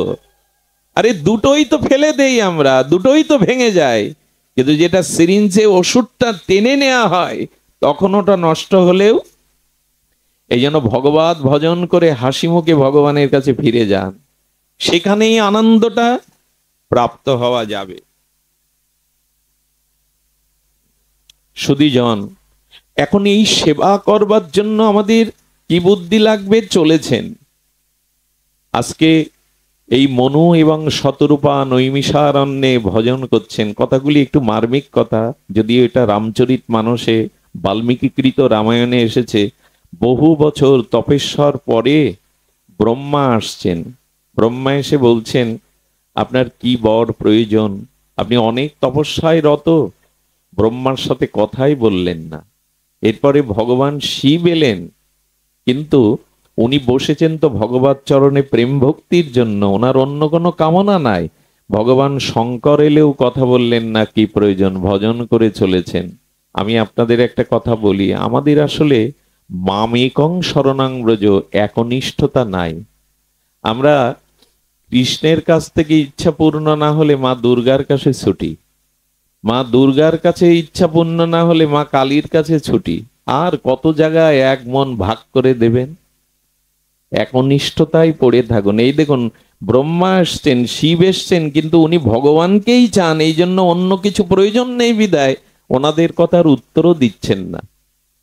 যদি পড়ে থাকতে হয়, এক নিষ্ঠা নিয়ে পড়ে থাকুন। আমরা প্রথমত কৃষ্ণের চরণে, মা দুর্গার চরণে, সব জায়গায় যান, ক্ষতি নেই, সবাই ঈশ্বরের শক্তি, কিন্তু এক মন কজনের কাছে দেবেন? সব শেষে না হলে আবার আউলি বাড়িতেও যায়। আউলি বাড়ি মানে বোঝেন তো, ওইখানেও যায়। আর কত জায়গায় যাব? একটা মন কতজনের কাছে ঘোরাফেরা করবেন? ভগবত চরণে এক নিষ্ঠায় পড়ে থাকুন। আমাদের এই নিষ্ঠাটা নাই। হ্যাঁ, আমাদের এই নিষ্ঠাটা নাই। একজন কৃষ্ণ মন্দিরে গেছে, বলে প্রভু আমার স্ত্রী আজ 3 দিন নিখোঁজ, খুঁজে পাচ্ছি না, কৃষ্ণ ভগবান তুমি আমার স্ত্রীকে পাইয়ে দাও।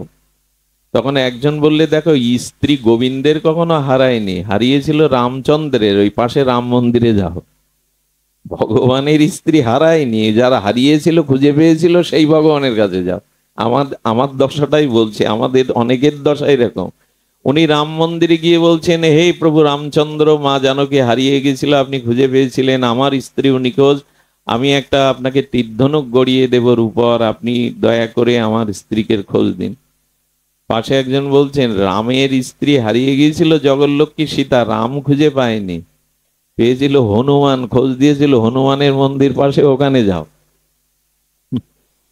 তো বলি, তাও তো ঠিক, প্রভুর জানকী হারিয়ালে তো হনুমানজি সন্ধান দিয়েছিল, হনুমানজি আপনাকে আমি রূপার গদা গড়িয়ে দেব, দয়া করে আমার নিখোঁজ স্ত্রীকে খুঁজে দেন। এই দশা আমাদের। যে যা বলে, যেখানে মন চায় সেইখানে ইচ্ছা পূরণ। এই দেখুন নিষ্ঠা কাকে বলে? ভগবান এমনি প্রসন্ন হন। ভগবান শেষে আকাশে ধ্বনি দিয়ে বললেন, মনু এত কঠোর তপস্যা করছো কত দীর্ঘ দিবস, আমি তোমার উপরে প্রসন্ন। ভগবানের কণ্ঠ শুনে বলছেন, খুব ধ্যান দিয়ে শুনুন, আমি বেশি সময় নেব না। বলছেন, প্রভু তোমার কণ্ঠ এত মধুর, এই কণ্ঠ কর্ণে প্রবেশ করে আমার সমস্ত প্রাপ্তি যেন, আমার সমস্ত হৃদয়ে যেন প্রশান্তি চলে আসলো। ভগবানের কণ্ঠ আমরা অনুমান করতে পারবো না, কত মধুর সেই কণ্ঠ। তখন বলছেন, হ্যাঁ আমি তোমার উপরে প্রসন্ন। বলে, প্রসন্ন যদি হন, কণ্ঠ যদি এত মধুর হয়, তবে কৃপা করে দর্শন দিন না, সামনে আসুন। ভগবান প্রকট হয়ে গেলেন রামচন্দ্র রূপে, ধনুর্ধারী শ্যামল মূর্তি, দিব্য মূর্তিধারী উনি প্রকট হলেন। ভগবানের সেই রূপ ও মাধুর্য সৌন্দর্য দেখে বিমোহিত হয়ে গেলেন। বললেন, মনু তুমি বর প্রার্থনা করো। বলো, প্রভু তোমাকে পেয়েছি, আর তো কোনো চাওয়া পাওয়া থাকতে পারে না, তোমাকে পেয়েই আমার সমস্ত সাধনার এই প্রাপ্তি, মহাপ্রাপ্তি। কিন্তু আমরা একটা কথা বলি, আমরা দানী, কিন্তু ভগবান হলেন মহাদানী। শব্দটা কি বললাম? আমরা বাড়ি গাড়ি সম্পত্তি দান করতে পারি, কিন্তু ভগবান হলো মহাদানী। কেন জানেন? আমরা বাড়ি গাড়ি টাকা পয়সা জমি জমা দিতে পারি, নিজেকে কারো কাছে চিরদিন দেই না, কিন্তু ভগবান মহাদানী। কেন জানেন? ভক্তের কাছে ভগবান নিজেকেই বিক্রি করে দেন, নিজেকেই সঁপে দিয়ে দেন। এই জন্য ভগবান মহাদানী, সর্বস্ব দিয়ে দেন নিজেকে। ভক্তের দাস হয়ে জানুনি, সর্বস্ব দিয়ে দেন উনি।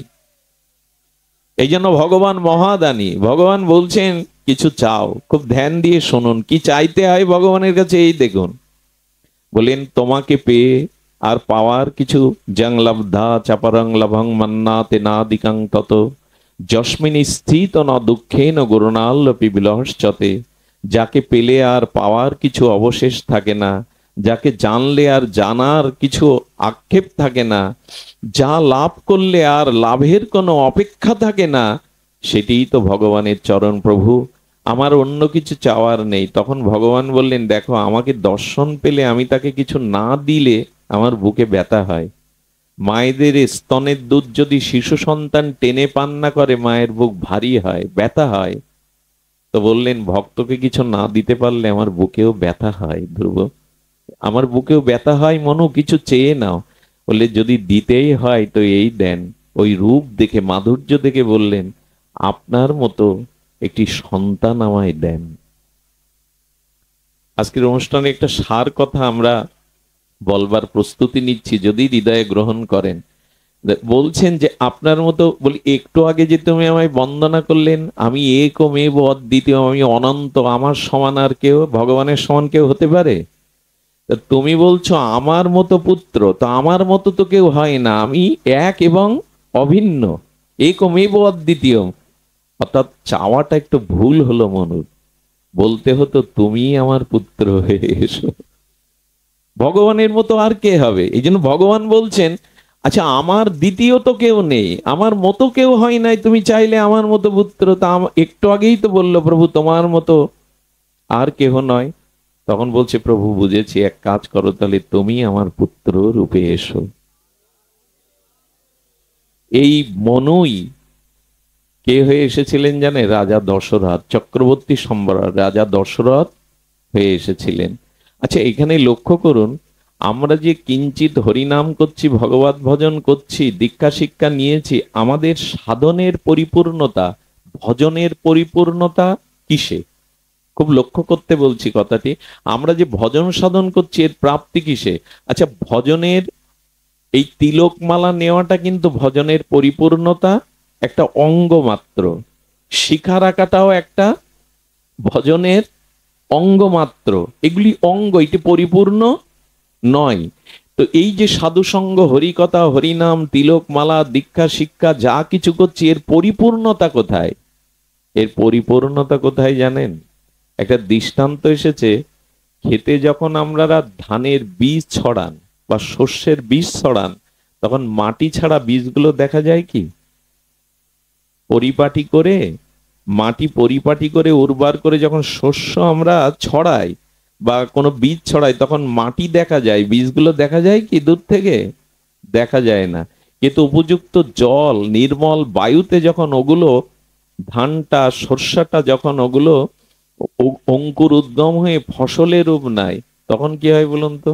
তখন আর মাটি বা ক্ষেত দেখা যায় না। কি দেখা যায়? ফসলই দেখা যায়। ক্ষেতটা ঢেকে দিয়ে তখন ফসলটাই চোখে পড়ে, ক্ষেতের মাটি আর চোখে পড়ে না। তা আপনি যে ভগবত ভজন করতেন, আপনার পরিপূর্ণতা কিসে জানেন?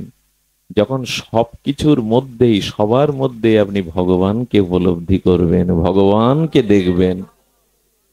শস্য ছড়ালে মাটি দেখা যায়, বীজ দেখা যায় না, কিন্তু ওই শস্য জল ও নির্মল বায়ুতে অঙ্কুর উদ্গম হয়ে যখন ফসল হয়, তখন ধানকে তার শস্য ক্ষেত দেখবেন, ক্ষেত দেখতে আর পাবেন না, ঢেকে দিল। যখন পিতার সেবা করার মধ্যে মনে করবেন এই আমার ভগবানের সেবা, যখন আপনি অতিথি সেবার মধ্যে ভাববেন এই হলো আমার নারায়ণের সেবা, যখন সর্ব ঘটে সবার মধ্যে ভগবত দর্শন হবে, এটাই হলো ভজনের পরিপূর্ণতা। এই জন্য উনি পুত্র রূপে চাইছেন যে তোমার সাথে সম্বন্ধটা, ভালোবাসা পুত্র রূপেই হোক, নিজ জন রূপে। এই হলো ভজনের। যখন আমার পরিচয় ঢেকে দিয়ে সবখানে আমি ভগবানকেই উপলব্ধি করব, আহা, এই হলো ভজনের পরম প্রাপ্তি। এক মহাপুরুষ তো জানেন, কুকুরের মধ্যেই ভগবত দর্শন হয়ে গেল। আরে হ্যাঁ, রুটি বের করেছে, মাখন লাগাতে গেছে। গতকাল হরিবাসর তিথি একাদশী গেছে, একটু আজকে সকালে পালন করবে, এই যেই মাখন লাগাতে যাবে কুকুর এসে রুটি নিয়ে আর বলছে প্রভু দাঁড়ান দাঁড়ান, মাখনটা তো লাগাতে দিন, খালি রুটি কি করে পাবেন। দৌড়াচ্ছে, কুকুরটাও দৌড়াচ্ছে, উনিও ভগবত ভেবে দৌড়াচ্ছে, আরে প্রভু মাখনটা তো লাগাতে দিন, শুকনো রুটি কি করে পাবেন আপনি। 2-4 কিলোমিটার দৌড়ের পর গাছতলায় দাঁড়িয়ে গেল, কুকুরের মধ্যে চতুর্ভুজ নারায়ণ আবির্ভূত হলেন। আমাদের তোমারই ভজন সার্থক, তুমি সর্বভূতে ভগবানকে দেখছো। এই হলো ওই যে ফসল হলে আর মাটি দেখা, ক্ষেত দেখা, ভজনের উপলব্ধি হলো সর্বভূতে যখন আপনার ইষ্ট স্ফূর্তি হবে। এই জন্য ভক্তরাজ প্রহ্লাদ তো পাথরের স্তম্ভের মধ্যেও ভগবান দেখলেন এবং ভগবান প্রমাণ করলেন আমার ভক্ত সবখানে আমাকে দেখে এবং এটা মিথ্যা নয়, এটা আবেগ নয়, এটা আবেশ নয়, এটাই সত্য। আমি ভক্তের কাছে সর্বভূতে সর্ব অবস্থায় প্রকাশ হই। এই উপলব্ধি আসে তো আমাদের। এই জন্য এই জগতে বলছেন যে মেয়েরা শুধু স্বামী সেবা করে, জগৎপতির সেবা করে না, এই জগতে তারা হয়তো সতী, কিন্তু ভগবত রাজ্যে আর পরকালে ওই রাজ্যে তাকে সতী বলা যাবে না যে পরম পুরুষের পরম পতির সেবা না করলো। স্বামী সেবা করাটা পুণ্যের, স্বামী সেবাটা করা সতীত্বের পরিচয়, কিন্তু জগৎপতিকে যদি সেবা না করে ওই জগতে সে সতী না। এই জগতে সে বহু সম্মাননা পাবে বটে, সতী পাবে বটে। এই জন্য শাস্ত্রে বলছে যে মেয়েরা স্বামীর মধ্যেই জগৎপতিকে দেখে সেবাও করতে পারে, ওর মধ্যে দিয়েই ওই যে পদ্মাবতীর মতো জয়দেবের রূপ ধরে ভগবানই তাকে দেখা দেন। এসব বলার এখন বলা, এটা এই জন্য সবখানেই যদি ভগবত দর্শন হয় আপনার, এটাই হলো ভজনের সফলতা, পরিপূর্ণতা। এটাই হলো আমাদের ভজনের পরিপূর্ণতা। এই দৃষ্টি, এই অনুভূতি আমাদের আসবে ভজন করতে করতে। আমি যেটা দিয়ে শুরু করেছিলাম, দেখুন আমাদের জীবনের সম্বন্ধ চাই ভগবানের সাথে, আমাদের প্রাপ্তি, আমাদের আশ্রয়, আমাদের সম্বন্ধ, আমাদের প্রীতি ভগবানের সাথেই হওয়া উচিত। সুধীবৃন্দ, এই আচ্ছা, এই যে রাম রূপে আমি তোমার পুত্র রূপে আসবো, এটা বললেই কি পুত্র হলেন? ভগবানকে পাওয়ার জন্য দেখুন ত্যাগ, তিতিক্ষা, আপনার জীবনে কত সাধনা চায়। একটা কথা একটু মায়েদের বাবাদের বলি, যারা গৃহী আমরা তাদের জন্য এই কথাটি প্রয়োজন। একটা জিনিস বলি, ভোগের দ্বারা কামনার দ্বারা যারা জগতে আছে তারা সন্তান না, তারা একসময় শয়তানের রূপ নেয়। তপস্যার দ্বারা জগতে যারা আসে তারাই প্রকৃত সুসন্তান হয়। আজ এই জিনিসটা আমাদের সমাজের খুব বেশি করে আমাদের একটু অনুধাবন করা দরকার। কামনার দ্বারা, বাসনার দ্বারা, চরিতার্থ ইন্দ্রিয় চরিতার্থের দ্বারা যাদের জন্ম হয় তারা হয় কামর সন্তান। সন্তান পাওয়াটা সাধনার ব্যাপার, তপস্যার ব্যাপার। এই যে মনু তপস্যা করলেন, এরপরে তিনি দশরথ রূপে অযোধ্যায় এলেন। শুধু আসেননি, এই অযোধ্যাতে এসে তার মতো রাজা ভারত ভূখণ্ডে ছিল না। সূর্যবংশের দশরথ দেবতা ইন্দ্রদেরও আসন ছেড়ে দিত দশরথ স্বর্গে গেলে। অসুরদের সাথে যুদ্ধে উনি নিজে যুদ্ধ করতেন, উনি 10 দিকে একই সাথে রথ ছোটাতে পারতেন, এত পরাক্রম ছিল। এবং উনি ছিলেন দাতা, যাজ্ঞিক। রামচন্দ্রকে কি করে পেল দশরথ? কি করে পেল? যজ্ঞের দ্বারা। আর এখানে যজ্ঞ মানে আরাধনা, এটা ভাগবত যজ্ঞ। এখন যেটা বসে হরিকথা শুনছেন এটা ভাগবত যজ্ঞ। আরাধনা ছাড়া, তপস্যা ছাড়া যে সন্তান জগতে আমরা আনি তারা হয় দুর্যোধন। আর কুন্তির মতো তপস্যা সাধনার দ্বারা যারা আনে তারা হয় যুধিষ্ঠির, ভীম, অর্জুন। একটা হলো কামর সন্তান আর একটা হলো ধর্মজ সন্তান। এই চিন্তাটা আমাদের মাথায় কবে আসবে বলতে পারেন? তপস্যা ছাড়া সুসন্তান পাওয়া যায় না, তপস্যারই ফসল সন্তান। এই জন্য কামনার দ্বারা, ইন্দ্র চরিতার্থের দ্বারা যারা জগতে আসে এরা কামজ। আর জগতের এই দশা কেন? আকাশ সেই একই আকাশ আছে, পৃথিবী সেই একই পৃথিবী আছে। পৃথিবীটা আজকে নষ্ট করার পেছনে মানুষই তো দায়ী। আসলে সেই মানুষকে আমরা জগতে আনতে পারছি না, কারণ তপস্যা নাই। এই দেখুন রামচন্দ্র তথাস্থ বলল কি পেয়ে গেল, দশরথ হয়ে এসে 1000 বছর ধরে যজ্ঞ করে তবে পেতে হয়েছে। এসব কি গল্প, উপন্যাস আমরা শুনবো সারা জীবন? রামকে পুত্র রূপে পেল তপস্যার দ্বারা পূর্ব জন্মে, এবং এই জন্মে দশরথ কত দান ধ্যান যাগ যজ্ঞের দ্বারা, ঋষিদের আশীর্বাদের দ্বারা এই সন্তান পেল। আমরা সুধীজন একটু সতর্ক হন। তপস্যা ছাড়া যারা জগতে আসবে এরা ভোগ করতে আসবে, এরা ত্যাগ বৈরাগ্য এদের মধ্যে থাকতে পারে না। আজকে পৃথিবীর এই দুর্দশার কারণ মানুষ। অ্যাটম বোম কারা বানায়? আকাশ থেকে পড়ে। এই মানুষই, এই পৃথিবীটার আজকে এই দুর্দশার কারণ মানুষ, অন্য কেউ না। বৃক্ষ লতা জল আকাশ এই প্রপঞ্চ নয়, মানুষই সবকিছুর মূল। এই জন্য ভালো মানুষ তৈরি করবার জন্য এই দেখুন আমাদের রামায়ণ মহাভারত সাধারণ কোনো গ্রন্থ নয়, এগুলো ভাগবত দর্শন, জীবন দর্শন। তপস্যা করতে লাগলো দশরথ।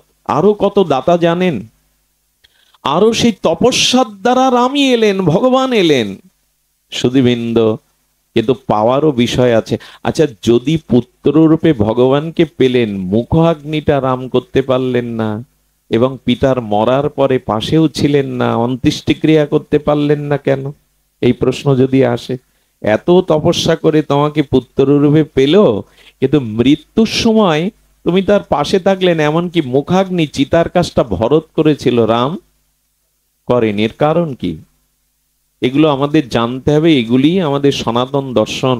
কারণ কি জানেন, দশরথ একবার স্বর্গে অসুরদের সাথে যুদ্ধ করতে করতে মোহিনী বাঁয়ের দ্বারা আক্রান্ত হয়ে স্বর্গ থেকে, রথ থেকে পড়ে যাচ্ছিলেন পৃথিবীতে। পড়লেই উনি হয়তো আর বাঁচতেন না, কিন্তু গৃদ্ধ জটায়ু, গৃধরাজ জটায়ু এসে রথ সহ দশরথকে কোল পেতে ধরেছিলেন।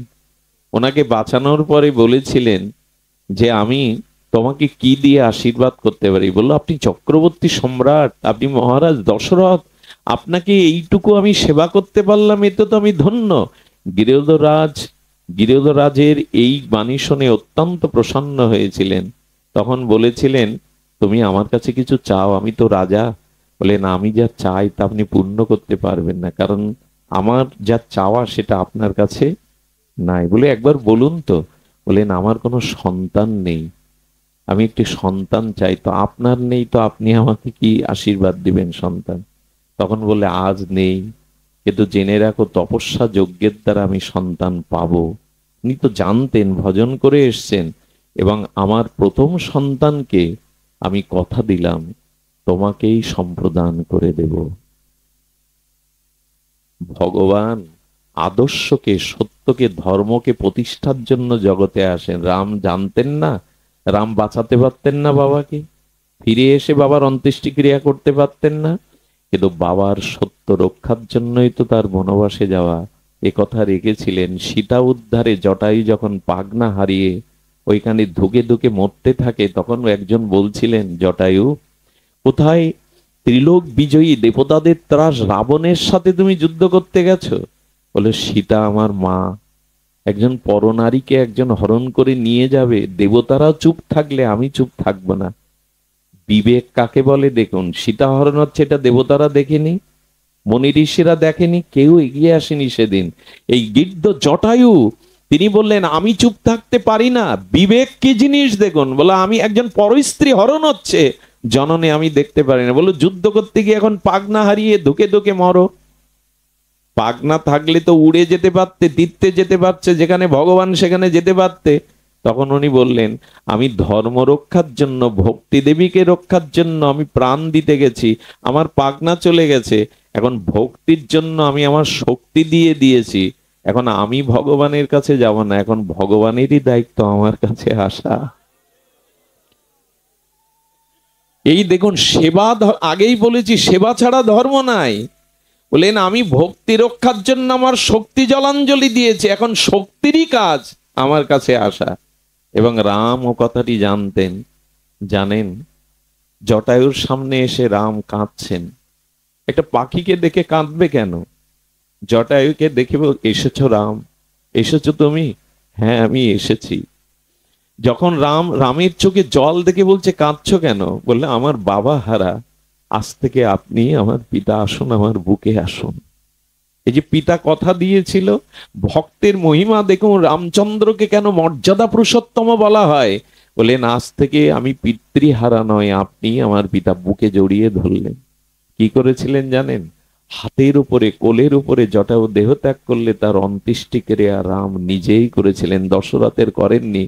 কারণ রাম চোখে জল নিয়ে বলেছিলেন, হে পিতা, আপনি সঁপে দিয়েছিলেন, কথা দিয়েছিলেন জটায়ু আমার বড় পুত্রকে আমি তোমাকে দান করব, আমি পুত্রের কাজ করেছি।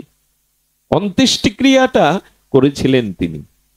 এই জন্য সেবা ছাড়া কোনো ধর্ম হতে পারে না। আজ একটা গিদ্ধ জটায়ু, শগুনের সম্প্রদায়ের তিনি অধিরাজ, আজ তিনি রামচন্দ্রের বুকে দেহ ত্যাগ করলেন। প্রভু পূর্ণ ব্রহ্ম সনাতন তাকে নিজে বৈকুণ্ঠে পাঠিয়ে দিলেন এবং অন্ত্যেষ্টিক্রিয়া পিতার মতো পুত্র হয়ে করলেন। তিনি পিতার দায়িত্ব পুত্র যেভাবে পালন করে। এই জন্য কার কাছে ভগবান আসেন, কার কাছে মহাপুরুষগণ আসেন, আমাদের তপস্যা আছে, সাধনা আছে। আজ দরকার জগতে একটা ভালো পুত্রের, আজ দরকার একজন আদর্শবান ভক্তের।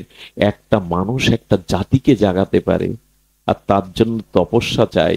কিন্তু যাদের দ্বারা এই স্বপ্নটা, এই আকাঙ্ক্ষাটা পূর্ণ হবে, সেই যুবক যুবতীরা ভাগবতে আসে না। আমাদের সনাতনী হিন্দু মায়েরা মেয়েদের, ছেলেদের এই ভাগবতে পাঠায় না, আনতে চাই না, কেন জানি না।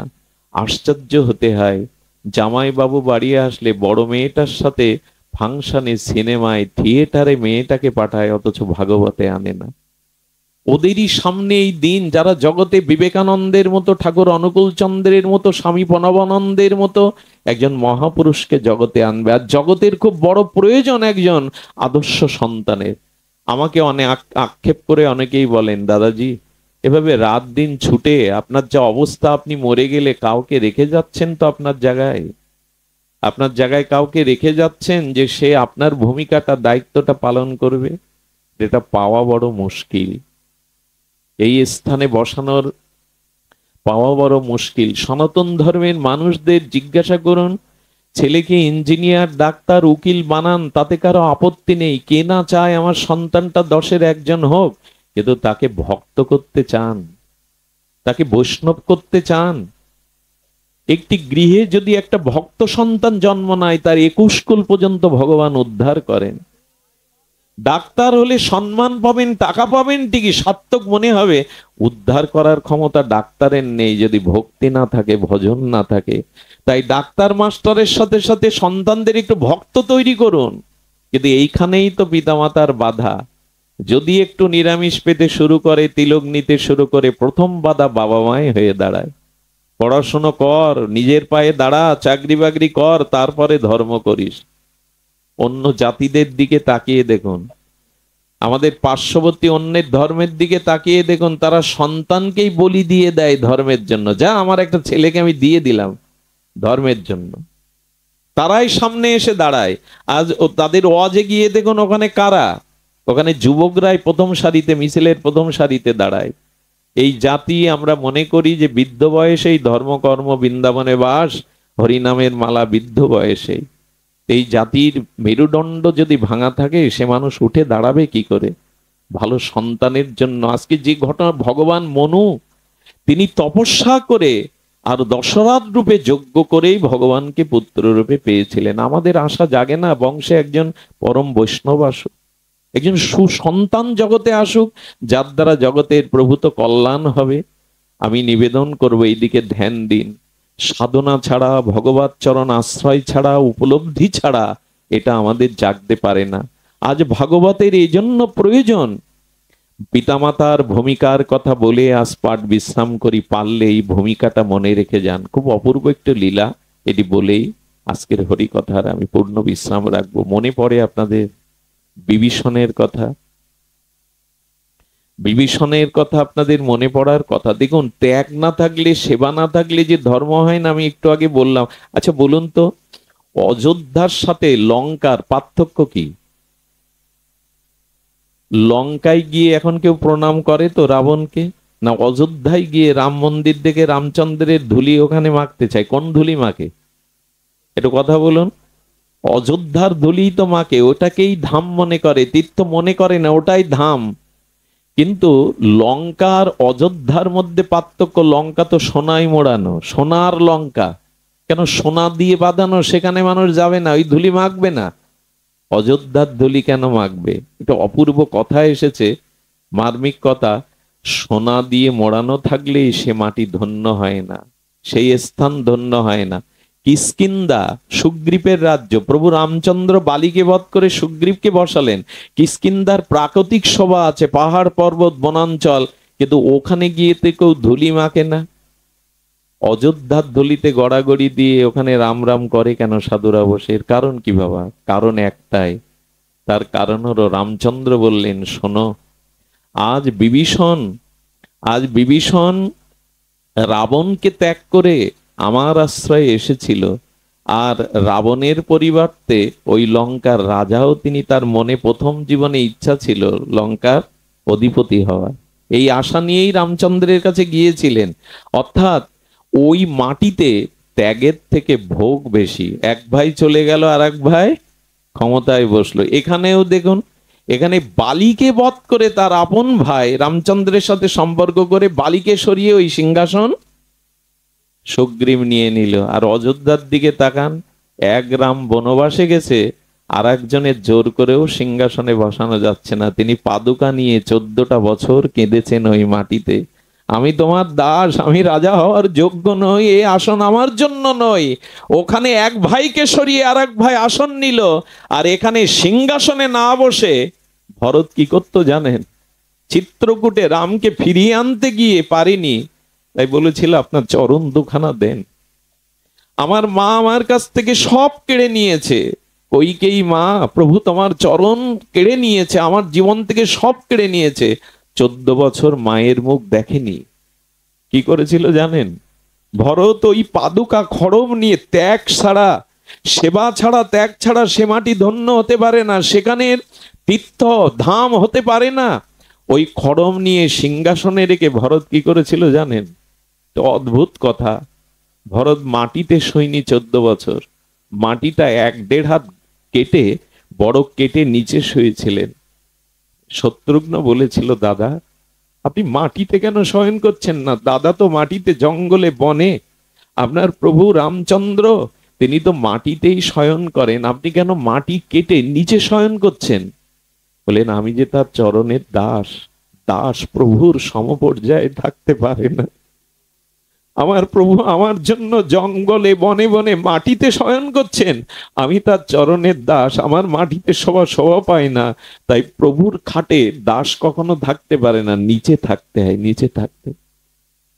14 বছর কি খেয়েছিলেন জানেন? ত্যাগ ছাড়া, সেবা ছাড়া ধর্ম হয়? শুধু ভোগ করে যাব, জাগতিক ভোগ বিলাসে কাটাবে তো হয় না। 14টা বছর একটু দুধ আর ফলকেই ভরত 14 বছর কাটিয়েছেন, কারো মুখ দেখেনি। ওই সিংহাসনে তার পাদুকাকেই ছায়া দিয়ে সেবা করেছেন। রাজ সুখ চাননি, স্ত্রীর মুখও দেখেননি, বলেছিল কখনো আমাকে মুখ দেখাবে না, দূর থেকে দেখে সবাই চলে যেত। আর ভরত কি করতো জানেন? রাত 12টায় সরজু নদীতে স্নান করতে যেত। একজন মহাত্মা বলছেন, ভরত, স্নানের নিয়ম তো ব্রাহ্ম মুহূর্তে, ভোরবেলা, তুমি এখানে এসো কেন রাত দুপুর বেলা? বলেন, আমার কারণে প্রভু আজ বনবাসে, এই মুখ যদি ভোরবেলা সাধুরা দেখে তাদের ভজন নষ্ট হবে, আমার এই মুখ দেখলে সাধুদের ভজন নষ্ট হবে। তাই রাত্র দ্বীপ্রহরে স্নান করতে আসেন ভরত। এই মাটিকে মানুষ প্রণাম করবে না, গড়াগড়ি দেবে না, তো লঙ্কার মাটিকে প্রণাম করবে? যে জাতির মধ্যে, যাদের মধ্যে যত সেবা, ত্যাগ, বৈরাগ্য আছে, তারাই জগতে মহান হয়, তারাই জগতে পূজিত হয়। এই জন্য মানুষের জীবনে ত্যাগ থাকতে হবে, সংযম থাকতে হবে, ব্রত থাকতে হবে। এই ত্যাগের কথা পিতামাতার ভূমিকা দেখুন। বিভীষণের ছেলে তরণী সেন, মাত্র 13 বছর বয়স, লঙ্কার সবাই মারা গেছে, বাকি আছে 2 জন, রাবণ এবং এই তরণী সেন রাবণ লঙ্কেশকে গিয়ে বলছে, জেঠু আর তো কেউ বাকি নেই, আমি রামের যুদ্ধে যাব, অনুমতি দিন। বুকে জড়িয়ে ধরে বললেন, বংশের প্রদীপ দেওয়ার তো কেউ নেই, তোর পিতাও আমার কাছে নেই, আমি তোকে অনুমতি দিতে পারি না, যা মায়ের কাছে যা। দৌড়ে মায়ের কাছে গিয়ে প্রণাম করে বলছে, মা আমি রামের যুদ্ধে যাব, আমাকে সাজিয়ে দাও। মা বুকে জড়িয়ে ধরে কাঁদছে। বলো, মা কাঁদছো কেন?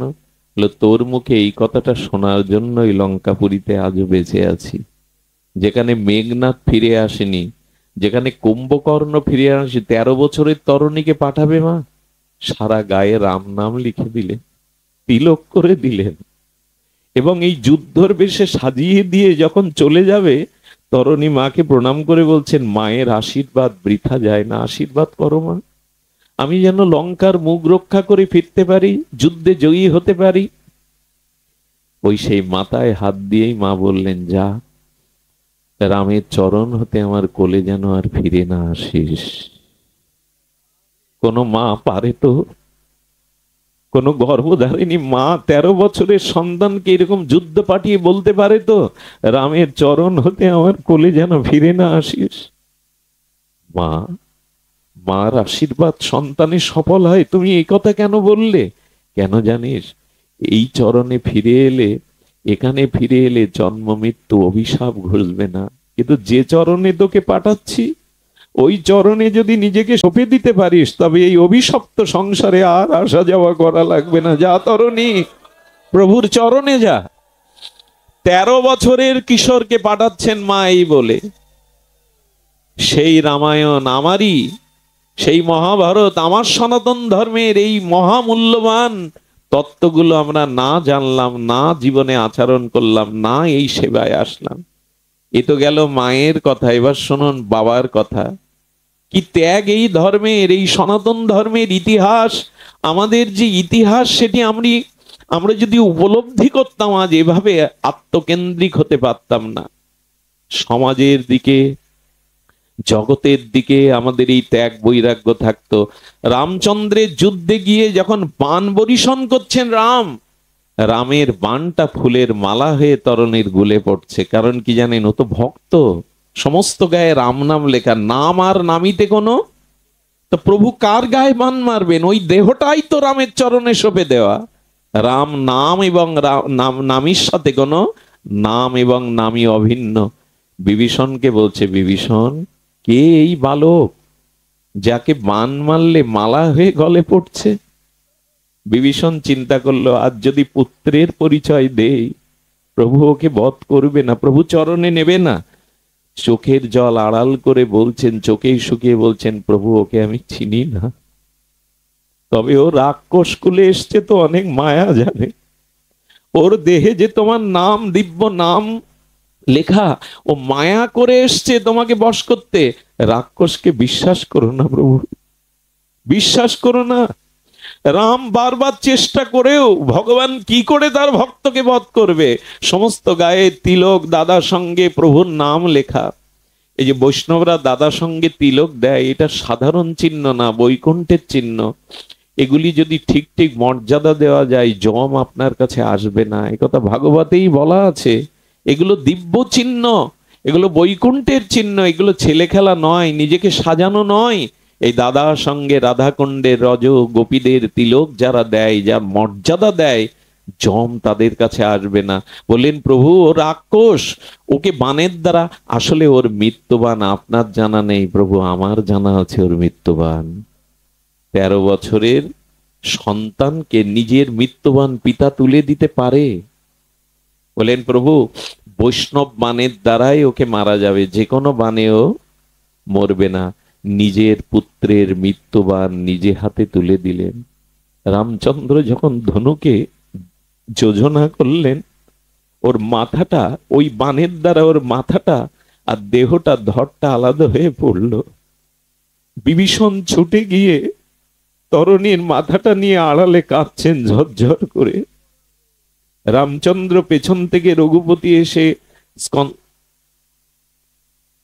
স্কন্ধে হাত দিয়ে বলছেন, বিভীষণ, মিতা কাঁদছ মানে ও তোমার আপনজন, ও তোমার আপনজন। কোলে করে নে বলছে, প্রভু জগতে ওকে পুত্র রূপে আমার কাছে আপনি পাঠিয়েছিলেন, আমার পুত্র তরণী, বলেন পুত্রের জন্যই যদি কাঁদবে তবে পরিচয় গোপন করলে কেন? বলেন প্রভু পুত্র শোকে কাঁদছি না। তো কি জন্য কাঁদছ?